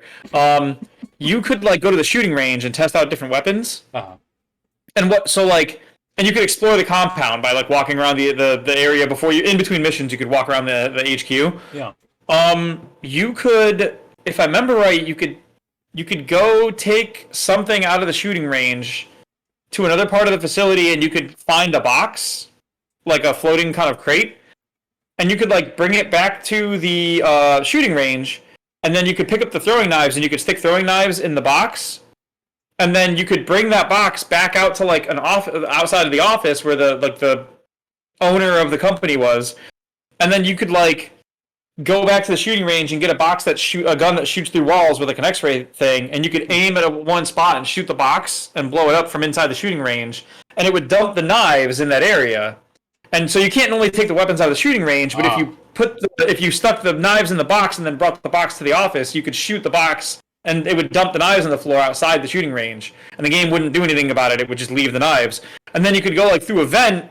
You could go get the knives and then go into a vent and end up in the office of the person who ran the company. And because you had throwing knives that you weren't supposed to have, you could kill like the CEO of the company or whatever. It was this long, crazy thing you could do to like murder your boss in the original fucking... That's game. I don't remember if there was like I think it like even triggers like an alarm and they come kill you or something. I don't remember. Hmm. I did this when I was like, I don't know, not like a teenager, not even a teenager. Right. um, but yeah, you could kill like the president of the company or something. It reminds me Um, of Red Faction a little bit, like that see-through wall gun and like the yeah, weird experimentation with the weapons and stuff in the environment. That's funny. yeah. Absolutely similar thing. Um, God, I'm never gonna be able to find like I'm not even gonna be able to figure out what you would call it to like find like a walkthrough to show you. I'll see if I can find a video of someone doing it so I can show you off the stream or whatever. Oh yeah, definitely. Sounds good. All right, well, that's going to be our show. You can find me on Twitter at GameDudeRetro. You can find our podcast Twitter at SuperScopeCast on Twitter. And then, of course, Retro Game Dude here on Twitch. And we'll be back Wednesday. We might do Faith. We might do some other spooky games. Maybe we'll do some like multiplayer spooky games as well. Tuesday there will not be a stream because of Final Fantasy 14, and then Thursday obviously Jackbox, and then Saturday is our normal Jackbox time, and then of course we'll be back with the SuperScope podcast on October 30th on YouTube. So if you go over to YouTube, search search Retro Game Dude, you'll find me. Subscribe there. We're going to be doing it live over there from now on. And that's pretty much all I have for tonight. But I do thanks everyone who has supported this show on Twitch, who showed up, who engaged, or who even watched like later replays on YouTube.